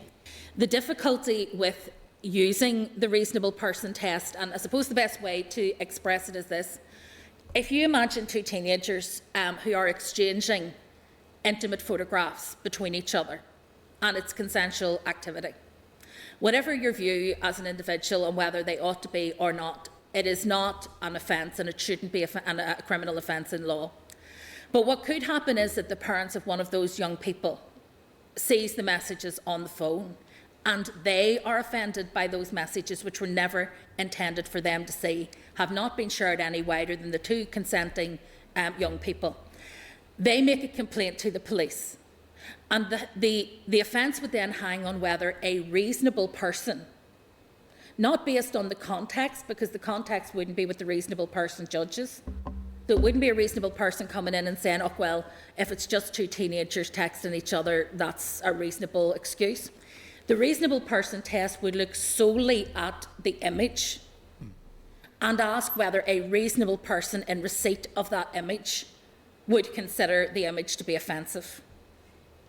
So they wouldn't look at the context, they would simply look at the evidence to say, would a reasonable person in receipt of that image find the image offensive? And of course the answer is that out of context, the answer would probably be yes. But in the context of a private exchange between two individuals, the answer, I think, should properly be no. And so you could end up with a situation where something which was consensual activity, perhaps foolish activity, certainly risky activity, ends up being criminalised as a result of the reasonable person test. I don't believe that that was the intent of the reasonable person clause that was introduced by the committee, but I think that could be its effect. I think in terms of dealing with the issue of the banter defence, we have a hill to climb. There's no doubt about that. We have seen, even in recent weeks, the banter defence being deployed, and not just with young and foolish people. But the reality is that we tackle that, I think, through societal change. I think by raising the awareness of upskirting, downblousing, cyberflashing as offences in itself will send out a message to young people that exchange of those images and the becoming public domain is a criminal act, and therefore that they could be prosecuted. There is nothing that prevents them being prosecuted. The only difference that the reasonable test makes is that it could rule some things in and out, rather than allowing, for example, the police, the PPS and indeed the courts to make that judgment themselves. And I think that that's where the danger lies, because I think that there is an appropriate place for them to make a judgment call on whether the offence is serious, on whether it should be prosecuted, and indeed on whether an offence has indeed been committed, rather than the reasonable person test. That's contrary, as I say, to the reasons why we included a reasonable person test in domestic abuse. Our fear in the domestic abuse situation was, as I said, that we could list a series of things that an individual can do and not be remiss in listing, or somebody would find an alternative way to exert coercive control that we hadn't conceived of, and that would then not meet the test. The reasonable person test scopes that in. The difficulty in an offence like this is that it will scope in what are innocent, foolish and even sometimes unadvisable or unacceptable behaviours, but wouldn't necessarily seek to meet the criminal threshold. And just to maybe close this out in terms of that issue of context, is it not the case that maybe the police or the PPS would also be required to take into account the context? Well, normally that would be what would happen. So the report would be made, the police would look at the offence, talk to the victim, talk to the person who's accused. They would do their investigation and decide whether or not an offence had occurred. It would then be referred to the PPS and they would judge whether it was in the public interest or not for that to do. So there will be a number of reasonable people anyway along the way to look at context. The issue with the reasonable person test is that it doesn't look at context. It simply looks at the act and judges whether the act, a reasonable person would judge the act to have caused offence or harm. And so it is irrelevant, the context, in the same way that, for example, we have said that if you have a resilient victim of domestic abuse and that person has been subjected to coercive control but has not been affected, so hasn't felt fear, distress, anxiety, but has been affected by coercive control and then reports that to the police, that you don't have to prove that person has been damaged. The reasonable person test means that what you're doing is proving that the act has occurred, the coercive behaviour has occurred. So it's not about the impact on the victim. In that case, it's about the act having happened. And I think that that is the key here, that the act alone having happened, the photograph having been taken, is not necessarily evidence of a criminal act. And that's where I think the danger comes. Whilst in many cases, the photograph being taken will be a criminal act because of the context, it is best to allow the police, PPS and the courts to actually deal with that context issue. Okay. Sinead Bradley. Thank you, Chair, and thank you to the Minister and Brian for being here. And Chair, particularly I want to thank you for facilitating this, because Brian has been very giving of his time, I have to say, because I have been having meetings and trying to tease through this. So bringing it back into committee is helpful, and I think it's a productive way of doing business. I also just want to, if I could take a minute, Rachel Woods had said she'd left the meeting and she did share with me some questions, and mine were in a similar vein, so it will be sort of covering for both of us. So essentially, Minister, no doubt you'll have heard, and the committee take very seriously the representations that were made from the many groups, and there was many of those that knew about the case here. And they then, it was universal, and quite a loud voice was heard at committee around this issue on the reasonable person test. It was actually all that conversation piece around consent, and a very informative contribution made by Professor McGlynn. And ultimately the committee's objective was to try and close any loopholes that could have existed. And I think, listening to you, Minister, we are all trying to pin down the same thing and get to the same place, but it's knowing the best way about doing that. So listening to what you said, I would just be asking, in terms of other jurisdictions that have used the reasonable person test, why in your view is that okay? How have they managed to do it? And it's such a misfit in our bill? Firstly, just... Well, other jurisdictions on cyber flashing, upskirting, downblousing have not deployed a reasonable person test. Certainly not other jurisdictions in the UK. We're not aware of any who are moving in that direction. The reasonable person test is only used in very rare circumstances, and it tends to be used where an offence is very difficult to circumscribe, as I've described with domestic abuse and, for example, with stalking, where the individual actions are hard to list, but the overall behaviour is easier to identify. And so it's not something that would be routinely used for an offence that is easily... For example, there is no reasonable person test in theft. You either took the item or you didn't. So if that makes sense, you don't have a reasonable person there to judge whether or not you meant to, or whether it was intended, or whether so you don't have that. In this case, it's the same in that you can say what cyber flashing, you can say what upskirting and downblousing are. It's about taking photographs that expose the individual, but also that can cause then distress, harm and ridicule and so on, and humiliation. So if the offence being well circumscribed means that you don't need the reasonable person test, and other jurisdictions that we're aware of, certainly in terms of the work we have done, have not used it in these cases. It is absolutely legitimate in other cases where the committee and the department have introduced it around other offences that are harder to clarify. So if that makes sense, it's not used in other jurisdictions, so it hasn't been an issue. We're also not aware, having checked this out, that any other jurisdiction is intended to introduce the reasonable person test on offences of this nature. Sorry, Sinead, just to help, is the issue that in Scotland they use the term reckless? Reckless, because it was from that Professor McGlynn contribution. It was that movement from the alternative to the consent, based offence, and then it was, and I think the Irish and both Scottish are using that recklessness on the face of theirs, and we were moving to a different space than that, then taking in the reasonable person. So, Minister, just so I'm clear, then, in terms of then, and I appreciate the candid request, of asking the committee not to move the bill for good reasons, I have to say, that you pointed out, and quite compelling in part. And just to ask then, would it be your proposal that, I didn't quite pick you up on this one, I'll go on to the cyber flashing one in a moment, but are you proposing then that if the committee didn't move this, that you would have a similar type revision where you could work also on this amendment to try and pin down better what it is we're trying to achieve?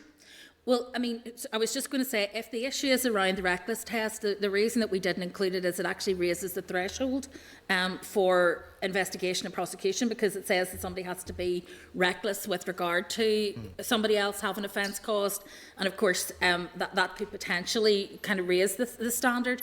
But we would be happy to engage further with the committee. As I say, we would like to engage with you, first of all, around cyber flashing, to try and draft a tight amendment that will introduce the provisions that you wish.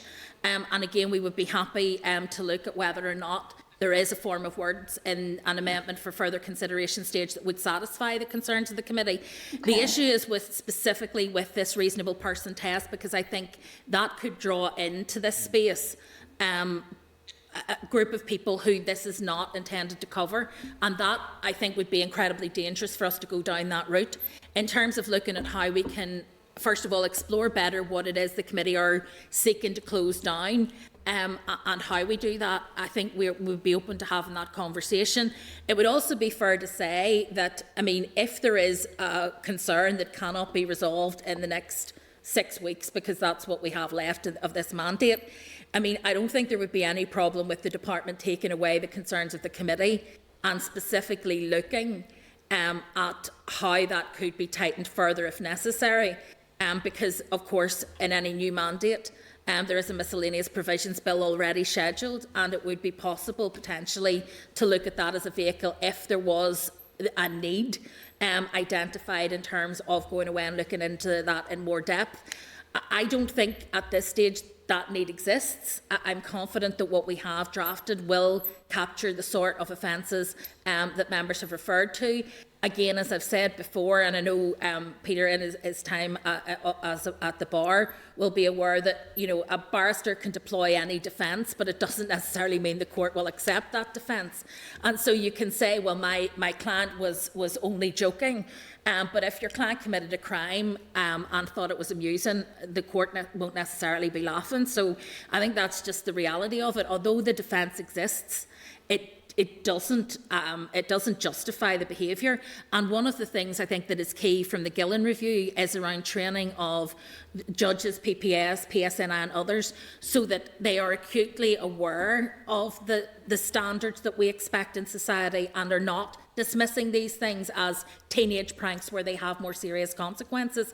And that's part of the overall kind of training and education that we're doing, and also the cultural shift that we're trying to move in terms of just how we treat offences of this nature, which are intrusive and distressing and unacceptable. So, I mean, on both of those, I suppose the short answer is yes, we are happy to continue to engage with the committee to see if there is a form of words that would provide that reassurance, or indeed, if by looking at the clause we can provide the reassurance that it is already covered, which is what I believe it to be at the moment. But again, as I say, happy to engage with the committee in trying to resolve that as quickly as possible. Minister. Thank you, Minister. And if Brian could perhaps just also respond. Brian wants to make a comment. Yeah. We did, as your committee will have noted, we actually have a reckless clause in on the non-fatal strangulation. Yeah. But one of the questions which we struggle with is actually degree of recklessness.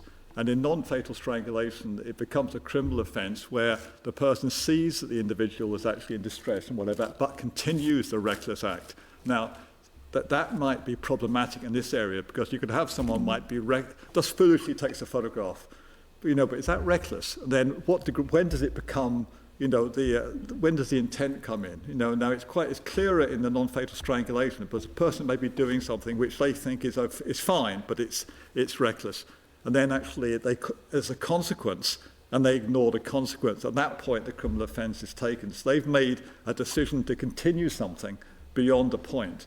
It's going to be, I think, as the Minister said, we're very happy to talk to the committee and look to see whether that can be done. Okay. But it is a question about how we actually differentiate between, if you like, minor foolish acts and something which has a criminal intent. And that's actually the challenge. Thank you, Minister and Brian. Yes, knowing that the request is to not move, and your answer would certainly sway my thinking in that, in terms of then we're looking at perhaps pin this in another way and looking at the reckless route. And I've just asked, has the Commissioner for Children and Young People been engaging in this in any way with the department, or is that something that we could perhaps do as we work our way through then to the next stage and how it might look? Well, we have engaged with the Children's Commissioner, obviously on an ongoing basis. She has not specifically raised issues with this particular piece of legislation, but you will be aware their view that first of all, the minimum age of criminal responsibility should be much higher than it currently is, and also their prevailing view that young people should not be criminalised where alternative disposals exist and where alternative routes to correct behaviour are possible. And so I think that part of the concern is that with a criminal threshold here of 10 years old, it is quite possible that a 12-year-old child could take a photograph as a prank and not understand fully the consequences of their actions, but yet be captured by this offence, because they may find it funny at 12 years old, but a person who's been exposed to that behaviour may not be amused by it at all, but they may not be fully understanding, I think, of their behaviour. And so that is one of the challenges we have. We haven't asked specifically on this particular point, Sinead, but we have had ongoing engagement with the Children's Commissioner around how we ensure that we capture these offences. And I think we talked earlier about, for example, not wishing to criminalise sexual activity between young teenagers, 16, 17, 18, where we would effectively raise the age of criminal or of sexual consent, because we were trying to capture potentially abusive behaviours, and how we need to walk a very careful line between respecting the autonomy of the young person and protecting them from abusive behaviours. It's a similar concern that we would have here, that there are some behaviours that young people may engage in, either consensually or indeed not consensually, that could be problematic. And could lead to them having quite a serious criminal conviction against them, and that would be our concern, because these are, remember this, the sexual offences that we're dealing with in this bill are serious, serious sexual offences. They're not minor charges. Yeah, I think that's a fair point, Minister, and that's exactly why I think I know myself and other members of the committee are giving this serious consideration before we move in any direction on it. Just on the issue then of the cyber flashing amendment, could I ask then, do you have, Minister, do you have an amendment drafted now for this that we can see? We have not drafted an amendment because I don't, at this stage, I haven't sought the permission of Executive to draft an amendment. What we are suggesting we can do is assist the committee in drafting an amendment. And that essentially means that I'm not moving the amendment. It will still be the committee amendment, but we can give the departmental kind of seal of approval on the drafting, on the technicalities of the amendment. The committee will still bring it forward, and it will, in my view, be a valuable addition to the legislation. I think the issue of cyber flashing, we had focused on still images in what we had produced. We had already dealt with the issue of so-called revenge porn in a previous mandate. And the issue of cyber flashing, to be quite honest, I think is one that is emerging as a bigger issue now, particularly as more people are online using Zoom and other technology, that this is becoming a much more significant issue. I think it's also quite a significant issue that some of you will be aware of, where somebody essentially went to the online vigil, for example, for Aisling Murphy, and exposed themselves in really a most grotesque manner. Traumatising people who were at the vigil, but also without any regard to the fact that there would be children and so on at that vigil online. So I think that those issues have come together at the right time. There is the opportunity for the committee, I think, to make that amendment, and we would simply be offering our assistance that the committee could then table a revised amendment without the reasonable person test at further consideration stage, and we wouldn't be seeking to resist that. In fact, I would welcome it. Okay, so Minister, I appreciate that, because I do think I take your point on the first amendment, but this one is an amendment that I think, if it was placed on the face of the bill and we needed a conversation piece to tidy it up or strengthen it, or put just stronger language or more in line with the bill itself. So just so I'm absolutely clear, so if the committee did move that bill, you wouldn't be resisting that, but you would then work with us. If the committee moved the amendment as it stands, it would include the reasonable person test. and therefore we would have to assist it as a department on that basis, not on the context of the cyber flashing. So if the committee is prepared not to move that, we will then assist the committee, and that can start almost with immediate effect, to draft an amendment that does not include the reasonable person test, but does include cyber flashing, and we can assist with the drafting so that there will be no tidy up required, so it can be tabled at further consideration stage and be complete. There would also, and I mentioned this, and so I don't want to kind of get lost in the mix, there will be other tidy up amendments required on the issues around trafficking of victims, but those are, as I say, purely technical. They're nothing to do with the intent of what the committee has suggested, which we are content with. Okay, yeah, I take your point, what you're saying about the reasonable person test being in there, so I can understand your resistance to that, but I'm just wondering, could it sit, you know, it is a process, could it sit on the face of the bill, then our work on the Amendment 1 would clarify our thinking, and then an amendment to tidy up this, as opposed to bringing everything forward at that final consideration stage, because it does seem to be shuffling an awful lot down the road for that late stage of the bill, and that's not a time where you want to be putting new notions on the face of the bill, I suppose, if it can be avoided. So, yeah, okay, just to give that, I'll listen to others. I don't want to take over the whole meeting, Minister, but thank you so much. Could I come back on that, because I think it's quite important. I mean, I suppose there are two approaches. One is that you don't move the amendment to clause 1, which is the reasonable person test.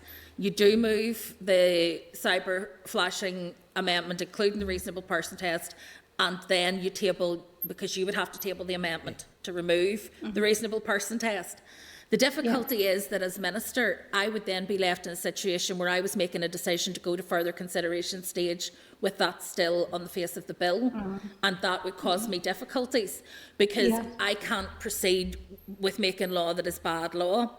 I don't think we have an issue in terms, and I take on board what you say, you wouldn't normally do this at further consideration stage, but I don't think it is problematic if the committee and the department are as one. So it would be different if we were bringing forward an amendment at further consideration stage, or a series of amendments at further consideration stage that either of us were undecided on or unhappy with. I think if we are working together on those, it should not be problematic, because we will have the full opportunity to scrutinise everything that's contained within it and agree it. So it will simply be a committee amendment that I'm happy with, that everybody else will be happy with, and therefore there won't be a problem in terms of being able to get that through. And I think that would be, I think that's a slightly unique situation, but I think it's one that would be more robust than the alternative of then trying to amend a flawed clause.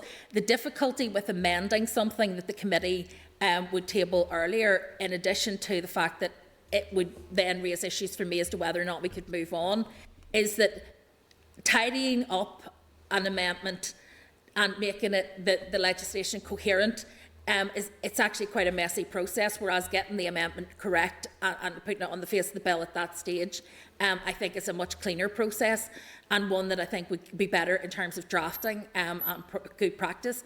I mean, as I say, I'm not dying in a ditch on this one, but it would, I think, be the cleaner option to withhold both amendments.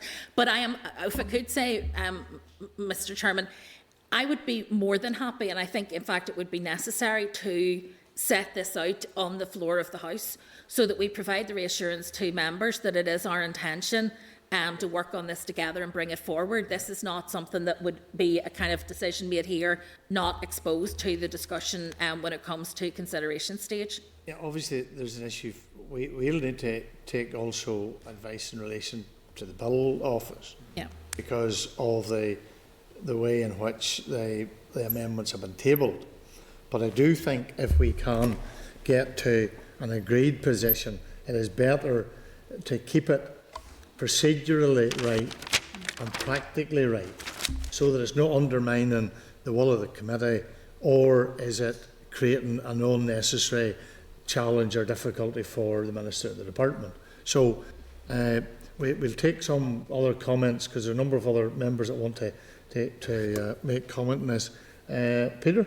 Yeah, thank you. Thank you, Minister, for appearing in front of us. I suppose, just before I probably make comment directly. I think one of the things, obviously, from a procedural point of view, I suppose, which I don't have the answer to this, and there will have to get a little bit of advice of Bill's office as to what our scope is, that if we did move an amendment and then sought to take something away from it, whether that is within power, if you like, as opposed to not moving something. Like, it is clearly, I think there would be common view that whatever the end outcome, if we can reach a point at which the committee and the Minister and the Department reach a consensus, I think is the appropriate. But I suppose just two issues I want to just tease out. And the first, I suppose, just to be absolutely clear, it seems to be that the issue as regards to the amendment is the issue of consequence, I suppose, if the amendments were to be put through, and then there's the issue of content and timing.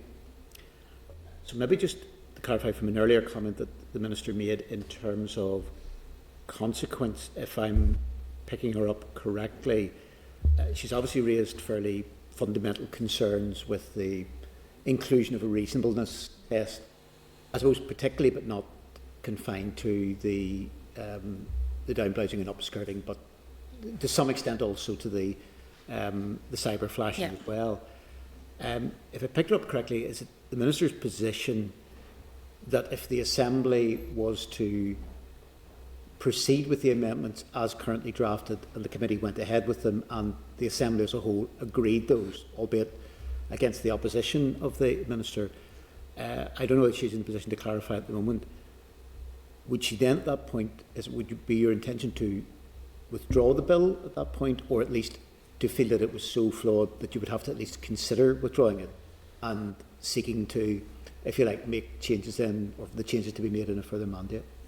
I think realistically it would be the latter of the two. I wouldn't say at this stage that we would withdraw the bill, because I think that would just be a bit presumptive at this stage. But you would have to we would have to consider the harm that had been caused by those particular amendments. I think we would need to take some advice as well in terms of the practical implications of this, and what opportunity there would be in a future mandate between the operationalisation of these offences and any future mandate opportunity to correct this, again, what harm could be done in the interim, because that would be of major concern.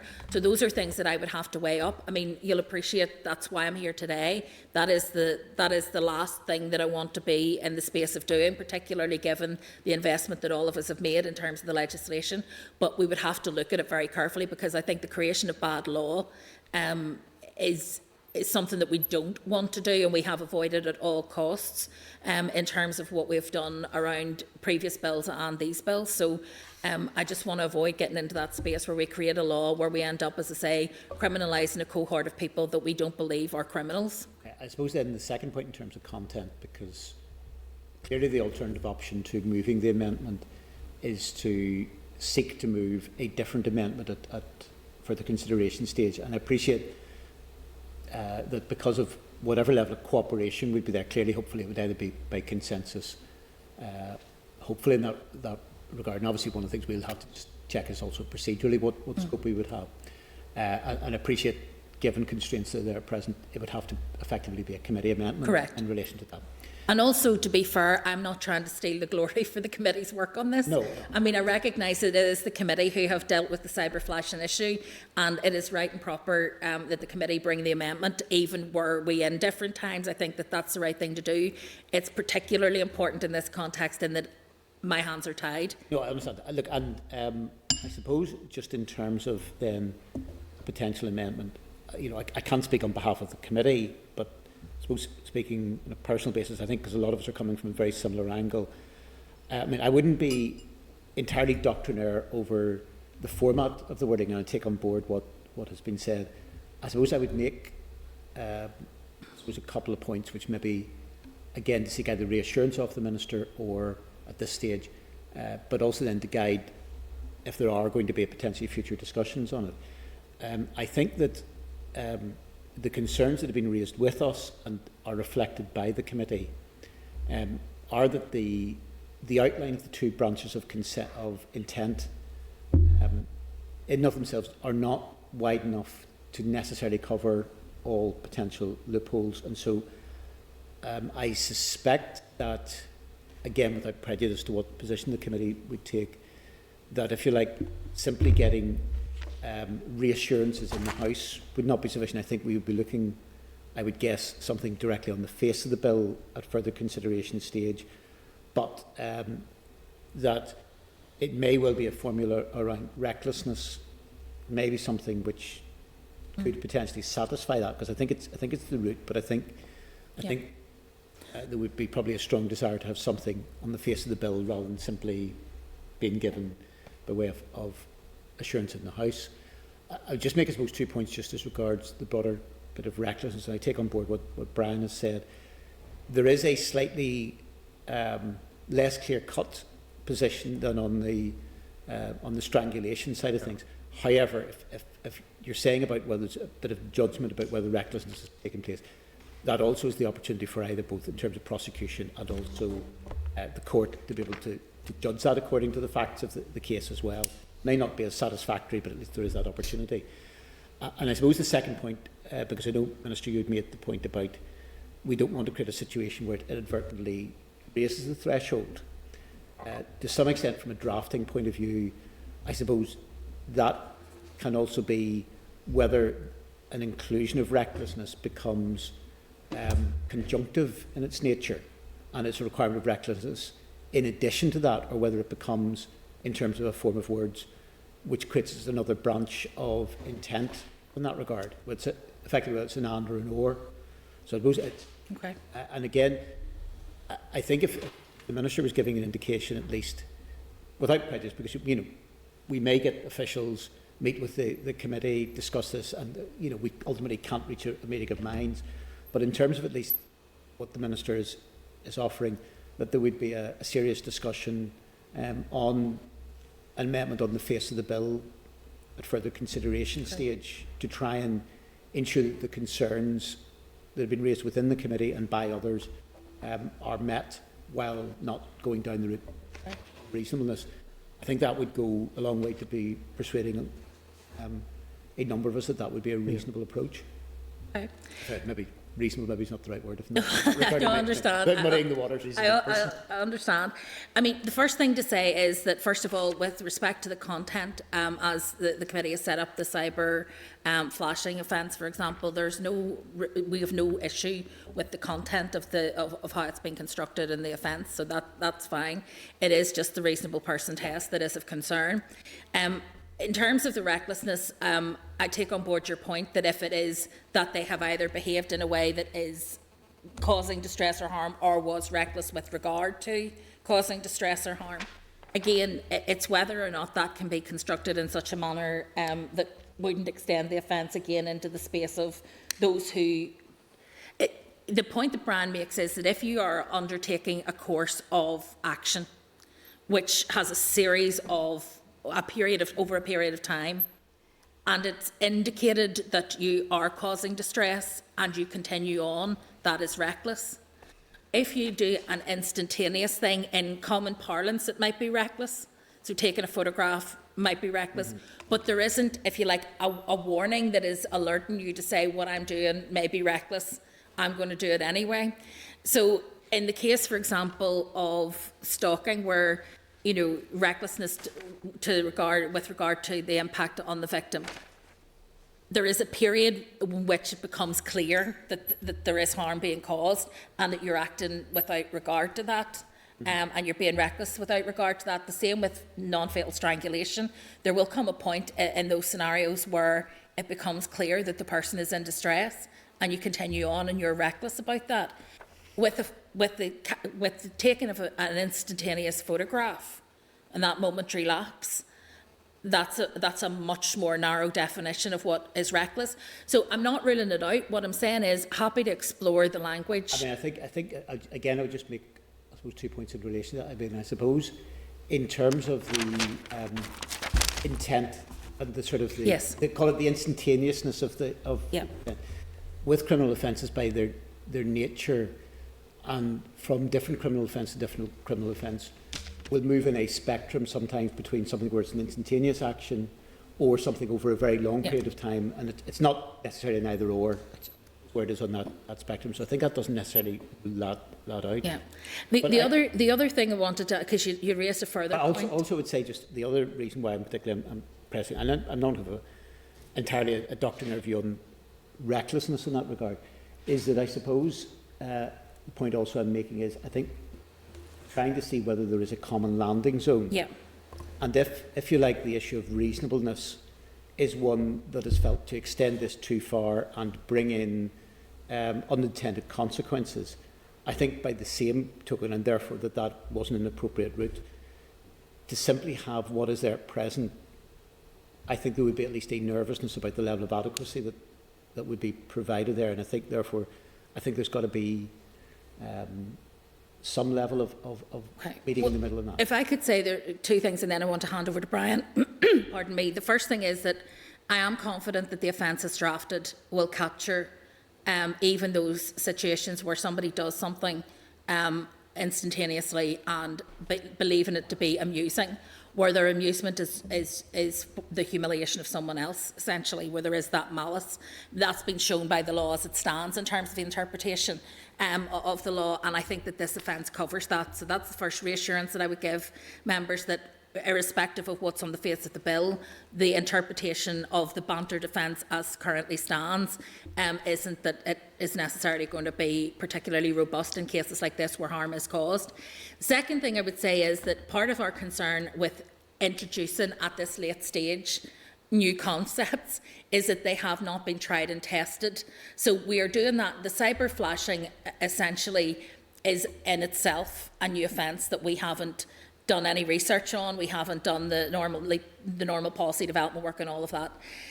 But we recognise that there's been enough work done, I think, in other jurisdictions to inform our view on it.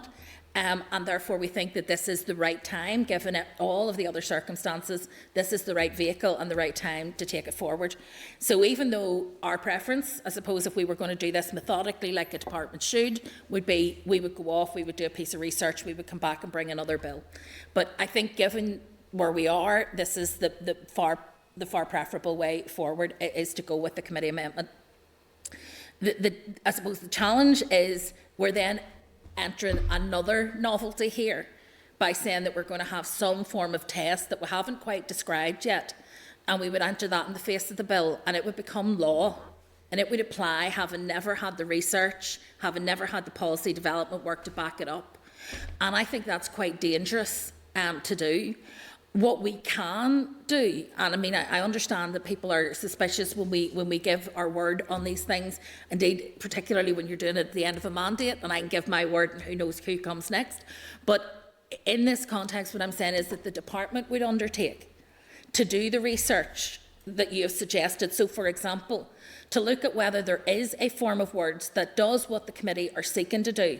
So that, if you like, that test of recklessness, reasonableness, whatever you want to call it, is there a way that we can develop a suitable test that doesn't cast the net so widely that it will criminalise innocent behaviour, strengthens the legislation appropriately, and then bring it in the next mandate? Yeah, I suppose. I think trying to do it at this stage will be difficult, Peter. I suppose the only other caveat I would add to that is that if has been said, for example, one of the arguments, at least against reasonableness, was that it is innovative to the point at which it hasn't been tried out elsewhere and doesn't appear on the face of any legislation of this kind. Yes, of this kind. I suppose the point that was made, I'm not an expert on the subject, but I think possibly Sinead made the point that at least a particular reference to recklessness has been in, I think, the Scottish and Irish. Yeah. So it's not, from that point of view, entirely against a blank page, whereas the other would. So that may give at least some level of scope. Well, we can certainly engage with our counterparts in Scotland and in the south to see if they can shed any light on how it would affect the offence. And we can come back, obviously, when we're working on this with the committee, more than happy to come back on that. I'm not trying to resist it. I'm not trying to resist it if we can find a place. I'm just wary of introducing new contexts, new tests that we haven't properly tested in the context of our offence, which might itself be structured differently to the offence in Scotland or the South, and what impact that would have. Yeah. So if you would let us look at that, we can certainly, I mean, this is obviously an open conversation to try and get this resolved.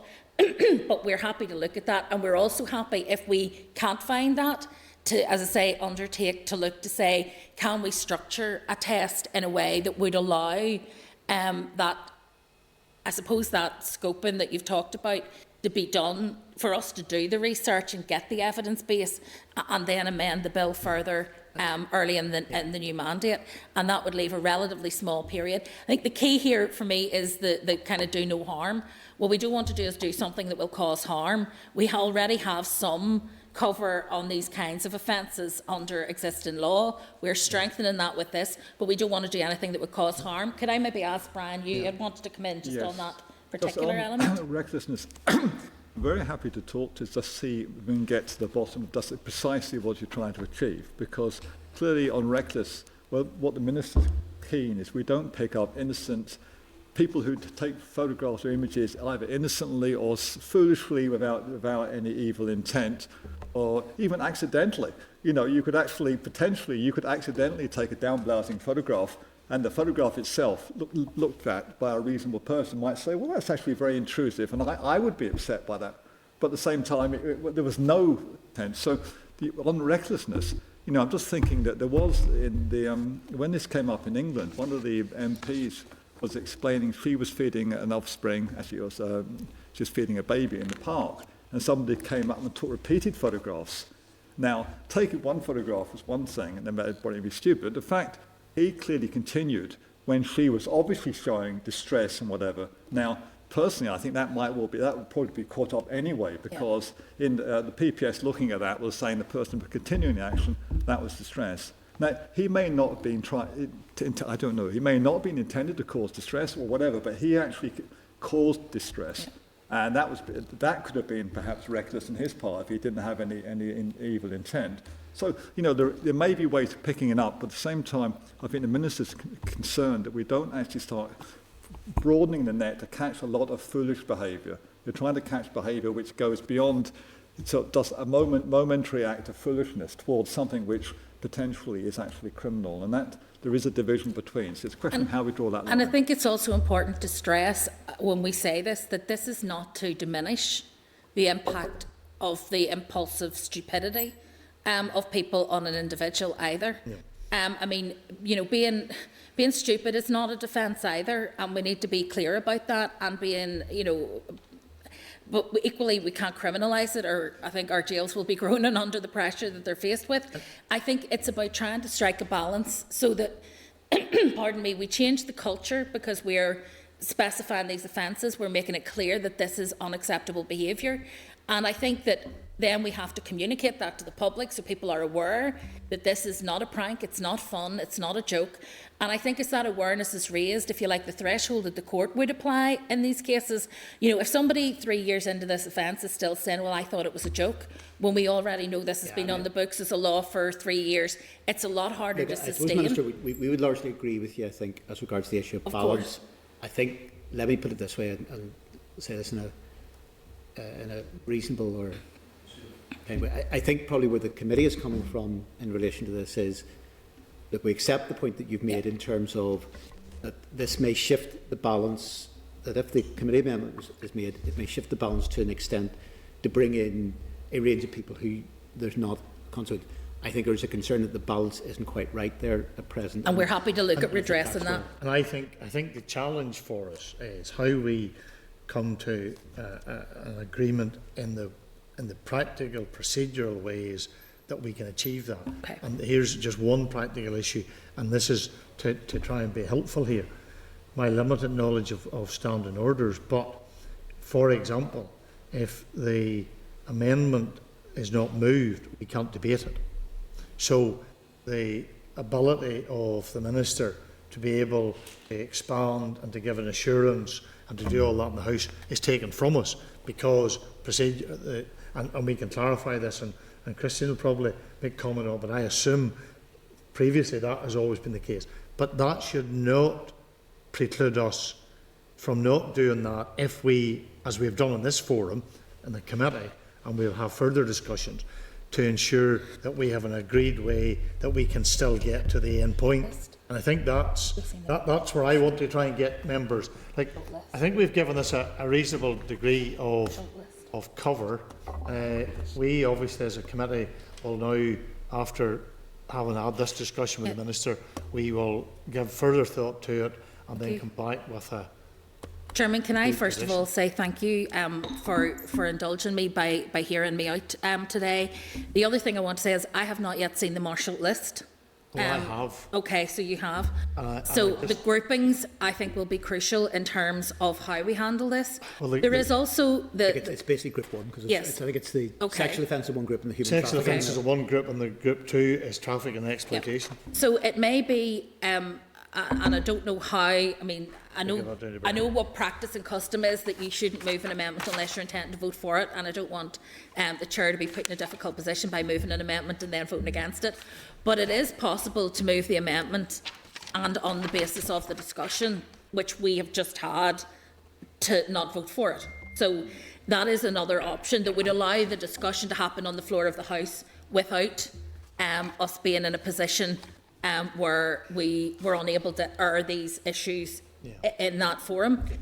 But obviously it would probably be courtesy to the Speaker, if that were the choice of the committee, to notify the Speaker of that. Yeah, we need to just find a way that is most practical and I think sensible to deal with this, so that we don't give ourselves unnecessary delay in getting to the point where we want to get to, which is an agreed position in terms of the legislation. So, Minister, can I thank you and Brian for your time? Thank you. Very much appreciated, and thank you. And we'll be in contact. Thank you, and thank you to members for your time. Much appreciated. Okay, members. The couple of things that really goes to deal with this is. We'll have to have a conversation with Stephanie in the build of it in relation to this. I suppose what I want to try and get, but Kristen, do you want to make any comment in relation to this, or else we just go to getting a sense? I just want, and I take all the comments that have been made, but what I would like to get to is an agreed position, so that nobody feels that we have been, and I don't think this is the intent, that we're being put into a corner on this. We have created, because of other things that have happened, a situation where obviously the executive, the minister, can't bring new amendments because they would have to go to the executive. We don't have that executive at the minute, so that has really put a fair degree of onus on us. But equally, I think that onus allows us the opportunity to show that we can get to an agreed position, but it does not curtail us in what we want to see as an outcome. But it may not be in this bill, but at least it opens the door for this to continue to be the case in relation to, and the Minister's made reference, that whether it's a miscellaneous provisions bill in the next mandate or whether it's some other bill. But that's obviously an issue for another Minister. Peter? No, sorry, just maybe let Christian comment. Then we'll go to Peter, and then if Sinead wants to make comment. Yeah, I think there was just two issues I wanted to cover. Obviously, the Minister has asked the committee not to move the amendments, and I think Sinead had raised the possibility of moving the cyber flash amendment and then taking out the reasonable person part of it at further consideration stage. And I suppose, depending on the decision of the committee, I think it would be worth, if you were to decide you were thinking of going down that route, to take advice from the bill clerk on it, because the one rule, if you like, at further consideration stage is you can't undo a decision that the House has taken. And I think you would want to be sure that you would be able to go down that route probably before you would finalise that decision. So I think it would be worth getting advice on that if you decide that's the sort of route you want to take. In relation to the other issue, the debates at consideration stage are the Marshall list out. So the committee amendments to clause 1 are the first amendments, and then the cyber flashing amendment is the second amendment. And this chair will be asked whether he's moving the first amendment. Now, if that's not moved, then there is a slight pause to see if anybody else stands up, and then the Speaker will move on until he gets an amendment moved that allows the debate to start. And I think, and again, I'm not an expert in this, but I do think there will be quite tight restrictions on then what you can say about the amendment. You can probably talk about clause 1 to some extent, because the question will be put in clause 1, but to talk about the amendment, I think there will not be probably that much latitude. I think the Chair will possibly get a wee bit more latitude, as the Chair normally does, but I think it's just worth flagging up that I doubt that you'll be allowed to have a full debate and a full commentary on everything that's been discussed. Having said that, if you don't move the cyber flash amendment and come back to it at further consideration stage, you can obviously have a full debate and full commentary on that amendment at that time. So you would be able to cover all the conversations about that when that was brought back. I suppose too, and also if there was any amendments brought back to clause 1 at that stage. But it just, I suppose if we keep as a simple rule that might help to guide us in the best way to go about this, you can't take out at further consideration stage. So in a sense, but you can add to. So in a sense, further consideration stage. Sorry, Rob. About Christine's greater, I think you can't add to if it's changing. Sorry, yes. Yeah, you can't undo the will of the House. So whatever is decided and voted upon and agreed at consideration stage can't be undone. Yes. Now there's scope, as everybody knows, to do certain things, but I think if you were deciding to go ahead with that amendment with the view that you would change it and take out the reasonable person at further consideration stage, then I would be suggesting you need to take advice before you make that decision. Okay. Peter and then Sinead. Yeah, no, just on 2 points. I would very much agree with what Christine has said, and I think it does strike me that I think just as of today we keep all our options open, but it does strike me that before we come, and whether there's a very brief meeting once we've got that advice from Stephanie, I think we need to just make sure that what we do is procedurally, that we don't box ourselves into a corner to prevent ourselves from doing so. So in certain regard, I think, I'm very happy for all options to be considered, but I think we need to get that procedural advice before we take a final decision. Okay. The second point I suppose I would make is, I take on board what the Minister has said, and I think some of it is a reasonable point that maybe wouldn't be quite as convinced as maybe the Minister is, but that's by the by. But it does strike me that you know, and there is a route that if there is a consensus position that could be reached with the department that could then be moved on these issues at further consideration stage, that may be, you know, the best outcome. I suppose the point just I would make is, you know, there were serious concerns raised about what was there at present.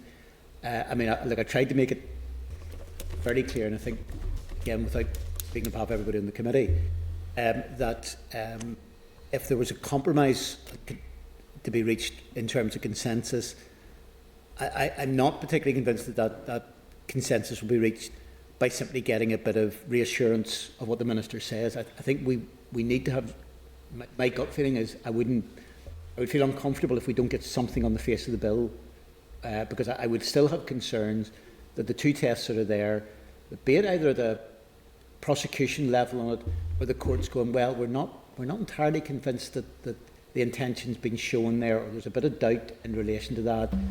And, you know, and one of the issues, I suppose, to some extent is at times there is a very genuine concern at times over the lack of successful prosecutions when it comes to sexual offences there. And I'm not quite sure what is there is just quite sufficient. But I take on board what's been said, that what we have done may take this too far in the direction of it. So, you know, I would really be looking the department by way of that bit to, if you like, come up and agree with us something which would actually be a practical, direct change to the bill, as opposed to some nice verbiage. And the other part before, and then we'll go to Sinead and then the Deputy Chair. The other thing is that we just need to, and I don't think this is is where this is likely to go, but we also need to be careful. If we did something and the Minister felt that that wasn't where her or the department could go, and then she decided to withdraw the bill, then I think we would be in a far worse place, because a lot of the things that we have been able to achieve to get us to the point where we're at would be lost, and we wouldn't want to have that as, I think, a very justifiable criticism of many of the organisations that we had worked with, listened to, and tried to get to an agreed point. So I'm trying to make sure that we balance all of these things and get to. So Sinead, Bradley, and then we'll go to the Deputy Chair. Thanks, Chair. Yeah, I think that's fair. I think, navigating the landscape on a bill can be complex, but particularly at this time, there's just that added level of consideration that has to be given. I do take on board a lot of the comments that the Minister made, and there's a million questions still, and I'm not wholly convinced by them all, but sufficiently so to know that we do need to sit up and find a shared space on this. I get less comfortable when the slippage moves into talking about new mandates and other bills, and I'm thinking, not really, that's not where I hope to be with that. I'd like to see what options we have on this bill at this time, and that's why I think a lot does hinge on the advice that Stephanie can hopefully give us. And I would be more comfortable, particularly in the cyber flashing piece, that there is something on the face of the bill, and I think that if there's a will with the department, and a sense that there is, that we could most certainly pin down some form of words against these two that will strengthen the bill and ultimately make it on there. Now, I'm not precious about how we get there, and if there is a more simple way of doing it and we all do it in unison, I'm all up for that. Okay. But what I don't want to happen is good intentions to be, then the clock starts to tick and our options become so limited that ideas and notions become abandoned. I think I would be watchful that we don't allow that to happen. Thank you. Okay, thank you. Sinead, Deputy Chair. Yeah, thanks, Chair. And I suppose I had the benefit, like yourself, of hearing this yesterday as well, so I've had a bit more time to digest it. And members will know from 3 or 4 committees meetings ago that ourselves did have reservations in terms of the reasonable person test, which we brought up at the time, about the unintended consequences in criminalising behaviour that was stupid and silly, but not necessarily criminal.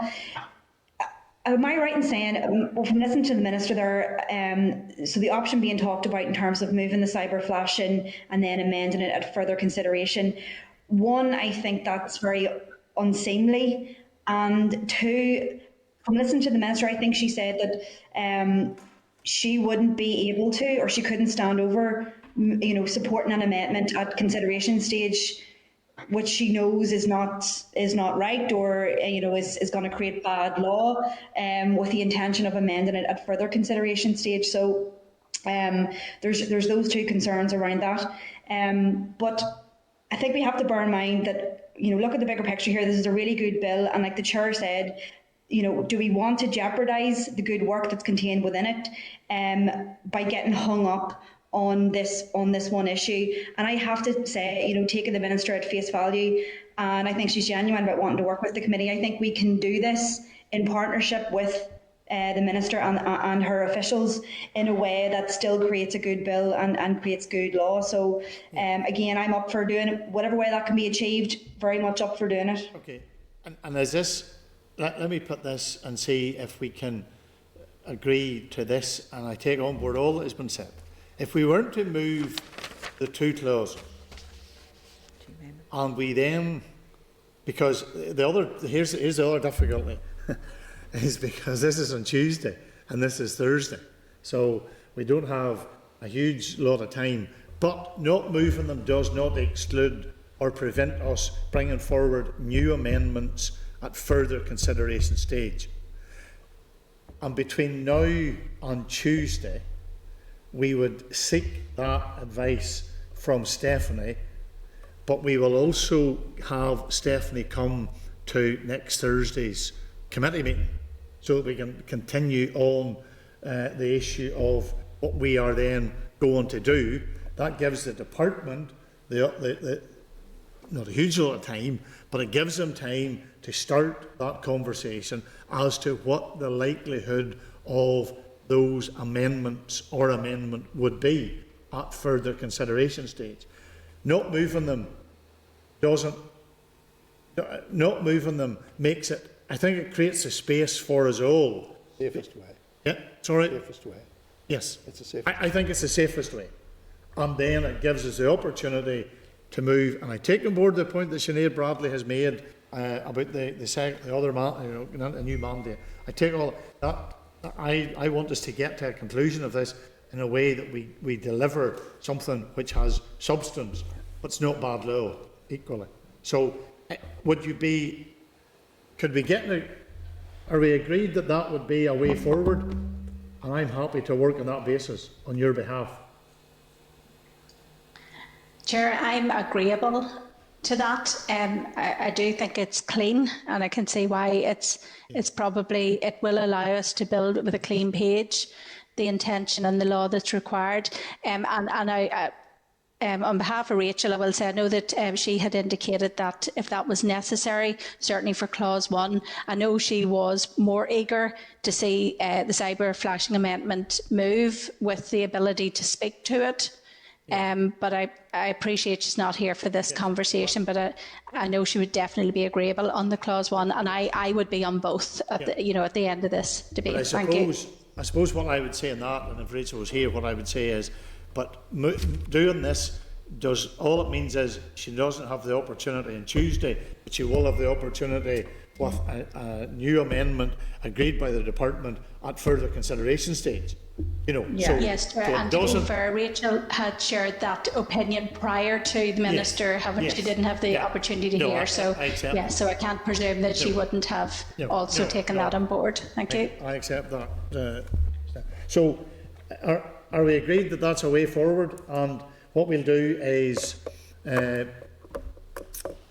we'll convey that to the Minister after this meeting. Okay. Agreed? Yes, Christine? That the decision is that the committee won't move the amendments to clause 1 or the amendment to introduce the cyber flashing clause on Tuesday. However, we will schedule the attendance of the Bill Clerk on Thursday, and we'll also schedule departmental officials on Thursday to discuss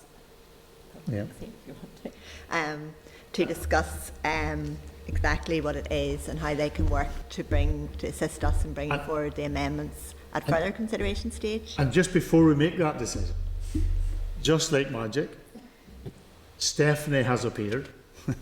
And if there's anybody who has, I tell you, I commend Stephanie. She has done a sterling job in this house over the last number of months, particularly over the last number of weeks. She just literally stays in this building. Stephanie, do you want to go into closed session?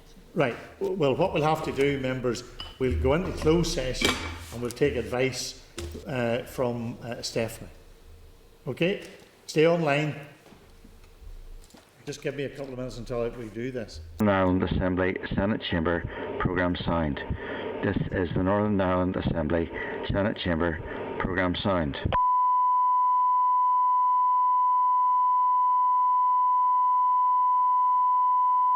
This is the Northern Ireland Assembly Senate Chamber Programme Sound.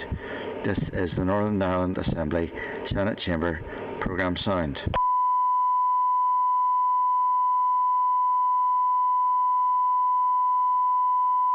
This is the Northern Ireland Assembly Senate Chamber Programme Sound.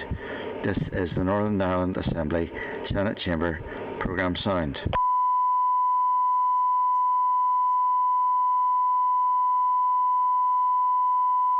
This is the Northern Ireland Assembly Senate Chamber Programme Sound. This is the Northern Ireland Assembly Senate Chamber Programme Sound.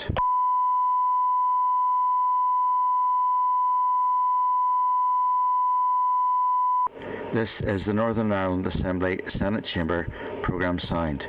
This is the Northern Ireland Assembly Senate Chamber Programme Sound.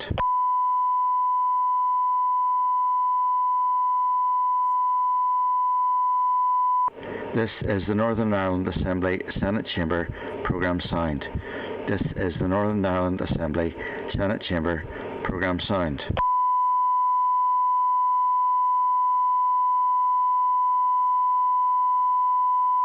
This is the Northern Ireland Assembly Senate Chamber programme sound.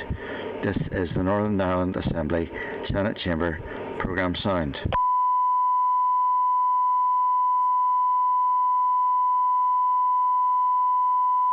This is the Northern Ireland Assembly Senate Chamber programme sound. This is the Northern Ireland Assembly Senate Chamber programme sound.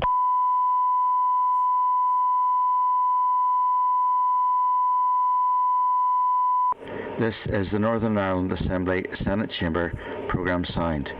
This is the Northern Ireland Assembly Senate Chamber programme sound.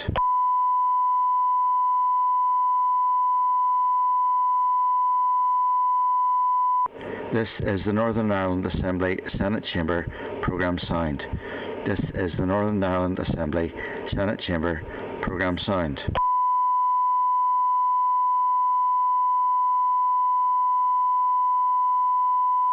This is the Northern Ireland Assembly Senate Chamber programme sound.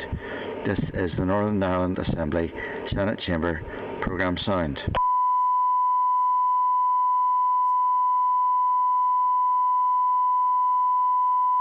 This is the Northern Ireland Assembly Senate Chamber programme sound. This is the Northern Ireland Assembly Senate Chamber programme sound.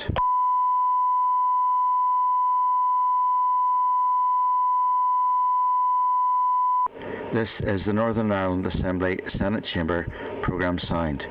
This is the Northern Ireland Assembly Senate Chamber programme sound.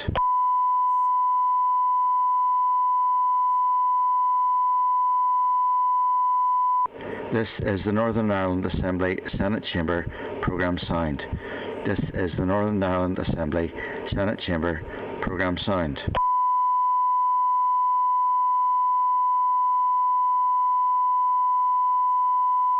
This is the Northern Ireland Assembly Senate Chamber programme sound. This is the Northern Ireland Assembly Senate Chamber programme sound.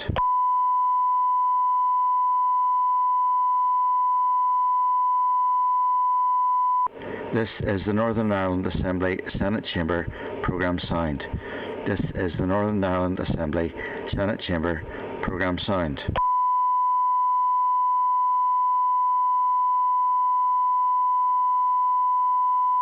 This is the Northern Ireland Assembly Senate Chamber programme sound. This is the Northern Ireland Assembly Senate Chamber programme sound. This is the Northern Ireland Assembly Senate Chamber programme sound.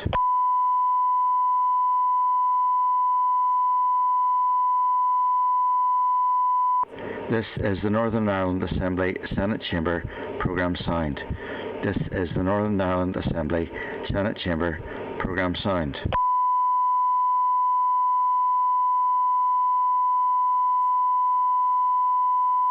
This is the Northern Ireland Assembly Senate Chamber programme sound. This is the Northern Ireland Assembly Senate Chamber programme sound. This is the Northern Ireland Assembly Senate Chamber programme sound. This is the Northern Ireland Assembly Senate Chamber programme sound.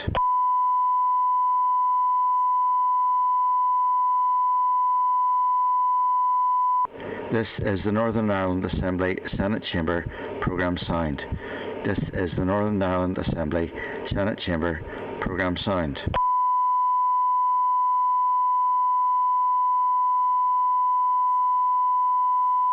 This is the Northern Ireland Assembly Senate Chamber programme sound. This is the Northern Ireland Assembly Senate Chamber programme sound.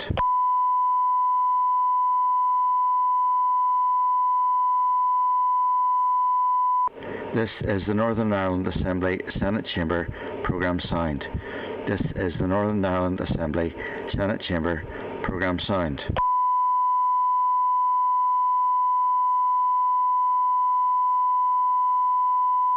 This is the Northern Ireland Assembly Senate Chamber programme sound. This is the Northern Ireland Assembly Senate Chamber programme sound.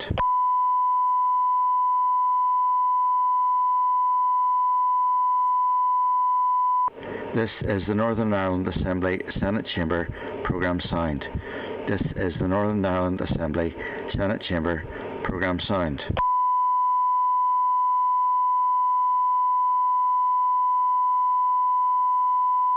This is the Northern Ireland Assembly Senate Chamber programme sound. This is the Northern Ireland Assembly Senate Chamber programme sound.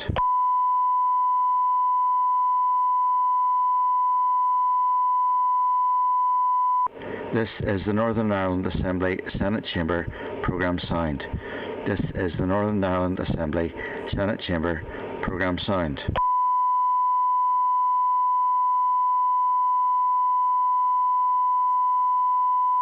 This is the Northern Ireland Assembly Senate Chamber programme sound. This is the Northern Ireland Assembly Senate Chamber programme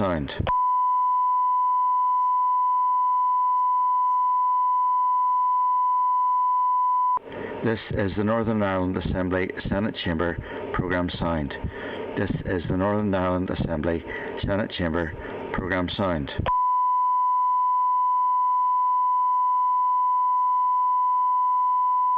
sound. This is the Northern Ireland Assembly Senate Chamber programme sound. This is the Northern Ireland Assembly Senate Chamber programme sound.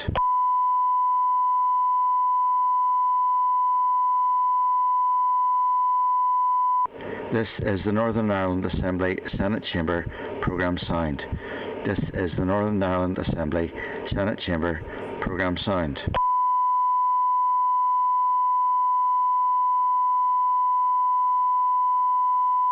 This is the Northern Ireland Assembly Senate Chamber programme sound.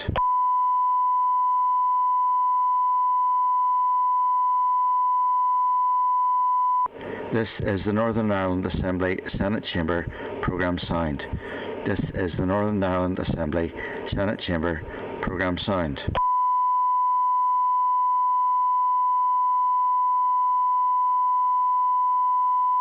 This is the Northern Ireland Assembly Senate Chamber programme sound. This is the Northern Ireland Assembly Senate Chamber programme sound.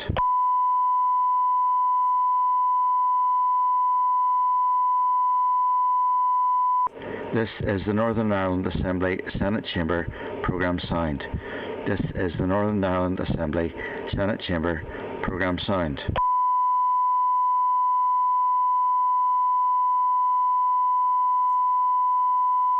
This is the Northern Ireland Assembly Senate Chamber programme sound. This is the Northern Ireland Assembly Senate Chamber programme sound.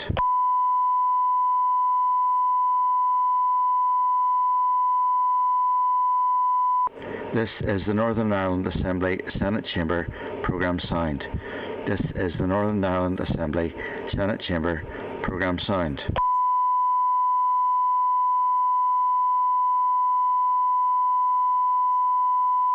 This is the Northern Ireland Assembly Senate Chamber programme sound. This is the Northern Ireland Assembly Senate Chamber programme sound.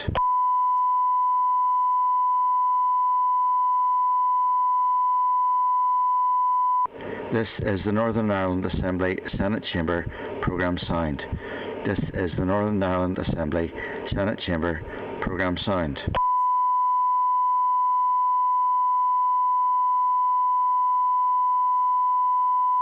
This is the Northern Ireland Assembly Senate Chamber programme sound. This is the Northern Ireland Assembly Senate Chamber programme sound.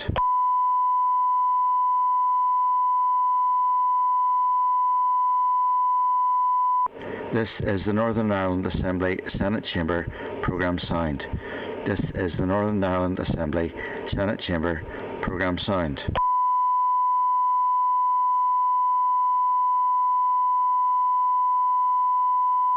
This is the Northern Ireland Assembly Senate Chamber programme sound.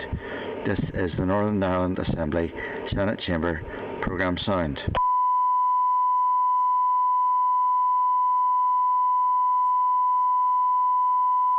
This is the Northern Ireland Assembly Senate Chamber programme sound. This is the Northern Ireland Assembly Senate Chamber programme sound.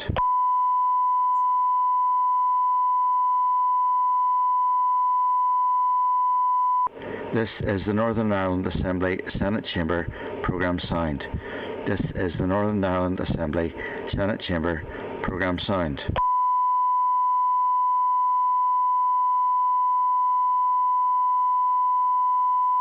This is the Northern Ireland Assembly Senate Chamber Programme Sound. This is the Northern Ireland Assembly Senate Chamber Programme Sound.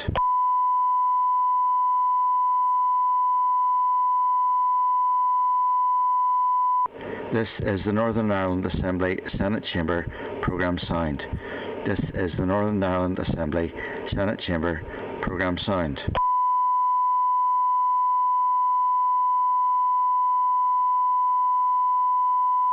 This is the Northern Ireland Assembly Senate Chamber Programme Sound.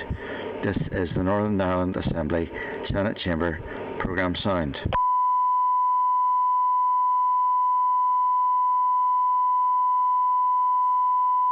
This is the Northern Ireland Assembly Senate Chamber Programme Sound. This is the Northern Ireland Assembly Senate Chamber Programme Sound. This is the Northern Ireland Assembly Senate Chamber Programme Sound. This is the Northern Ireland Assembly Senate Chamber Programme Sound. This is the Northern Ireland Assembly Senate Chamber Programme Sound. This is the Northern Ireland Assembly Senate Chamber Programme Sound. This is the Northern Ireland Assembly Senate Chamber Programme Sound.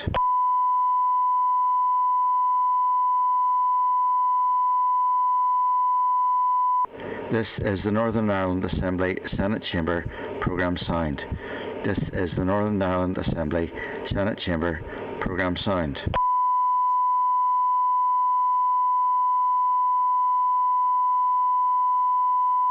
This is the Northern Ireland Assembly Senate Chamber Programme Sound. This is the Northern Ireland Assembly Senate Chamber Programme Sound.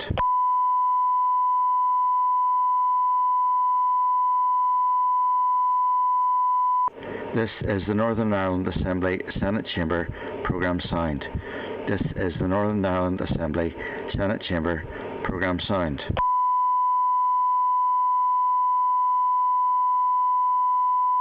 Session. Check when we're back on live.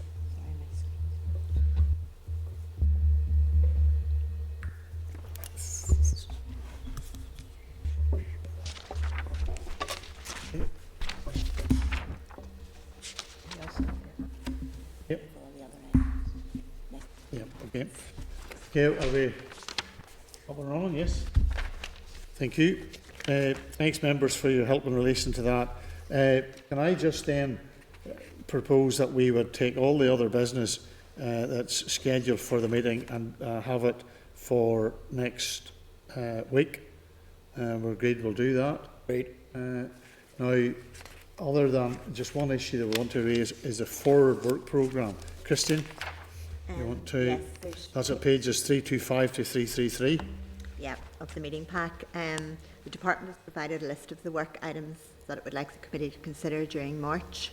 Now, it also has since advised us that the Department of Education will not be bringing forward its regulations for April. Therefore, the written paper on the Special Educational Needs and Disability Tribunal does not need to be scheduled for the meeting on 3 March.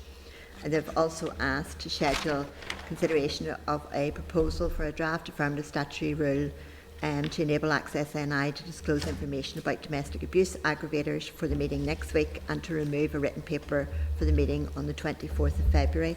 The details are all set out in the cover memo in the pack. So it was just whether members are content to schedule the work items requested by the department for March and to make the requested changes to the February programme. Okay, agreed. Great, thank you.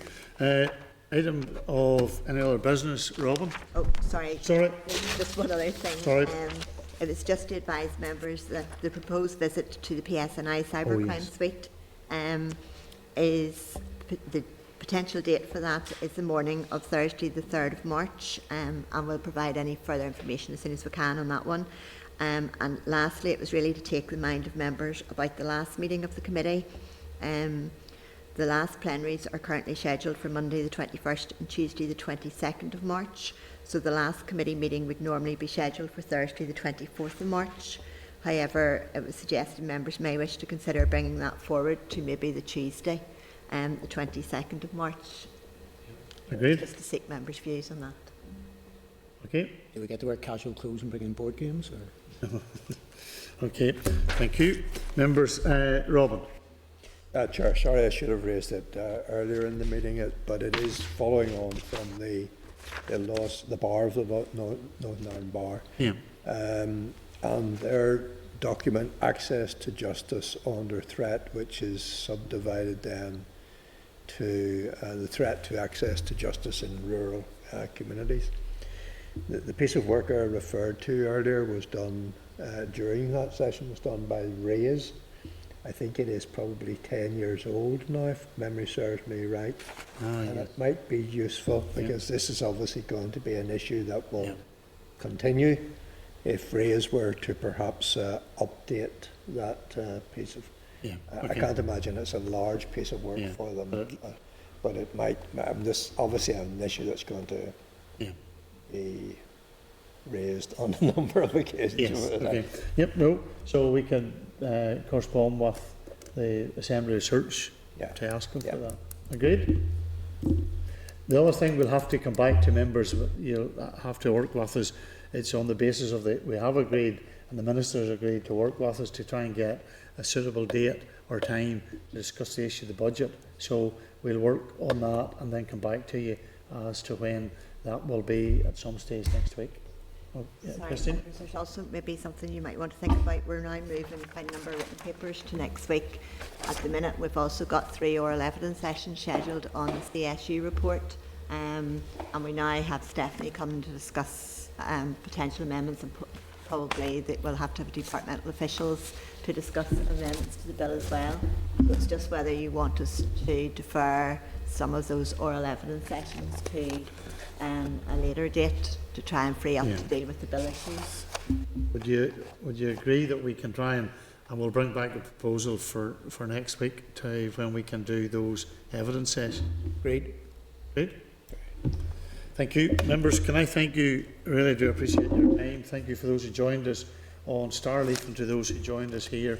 And our next scheduled meeting is next Thursday at 2 p.m. Thank you very much.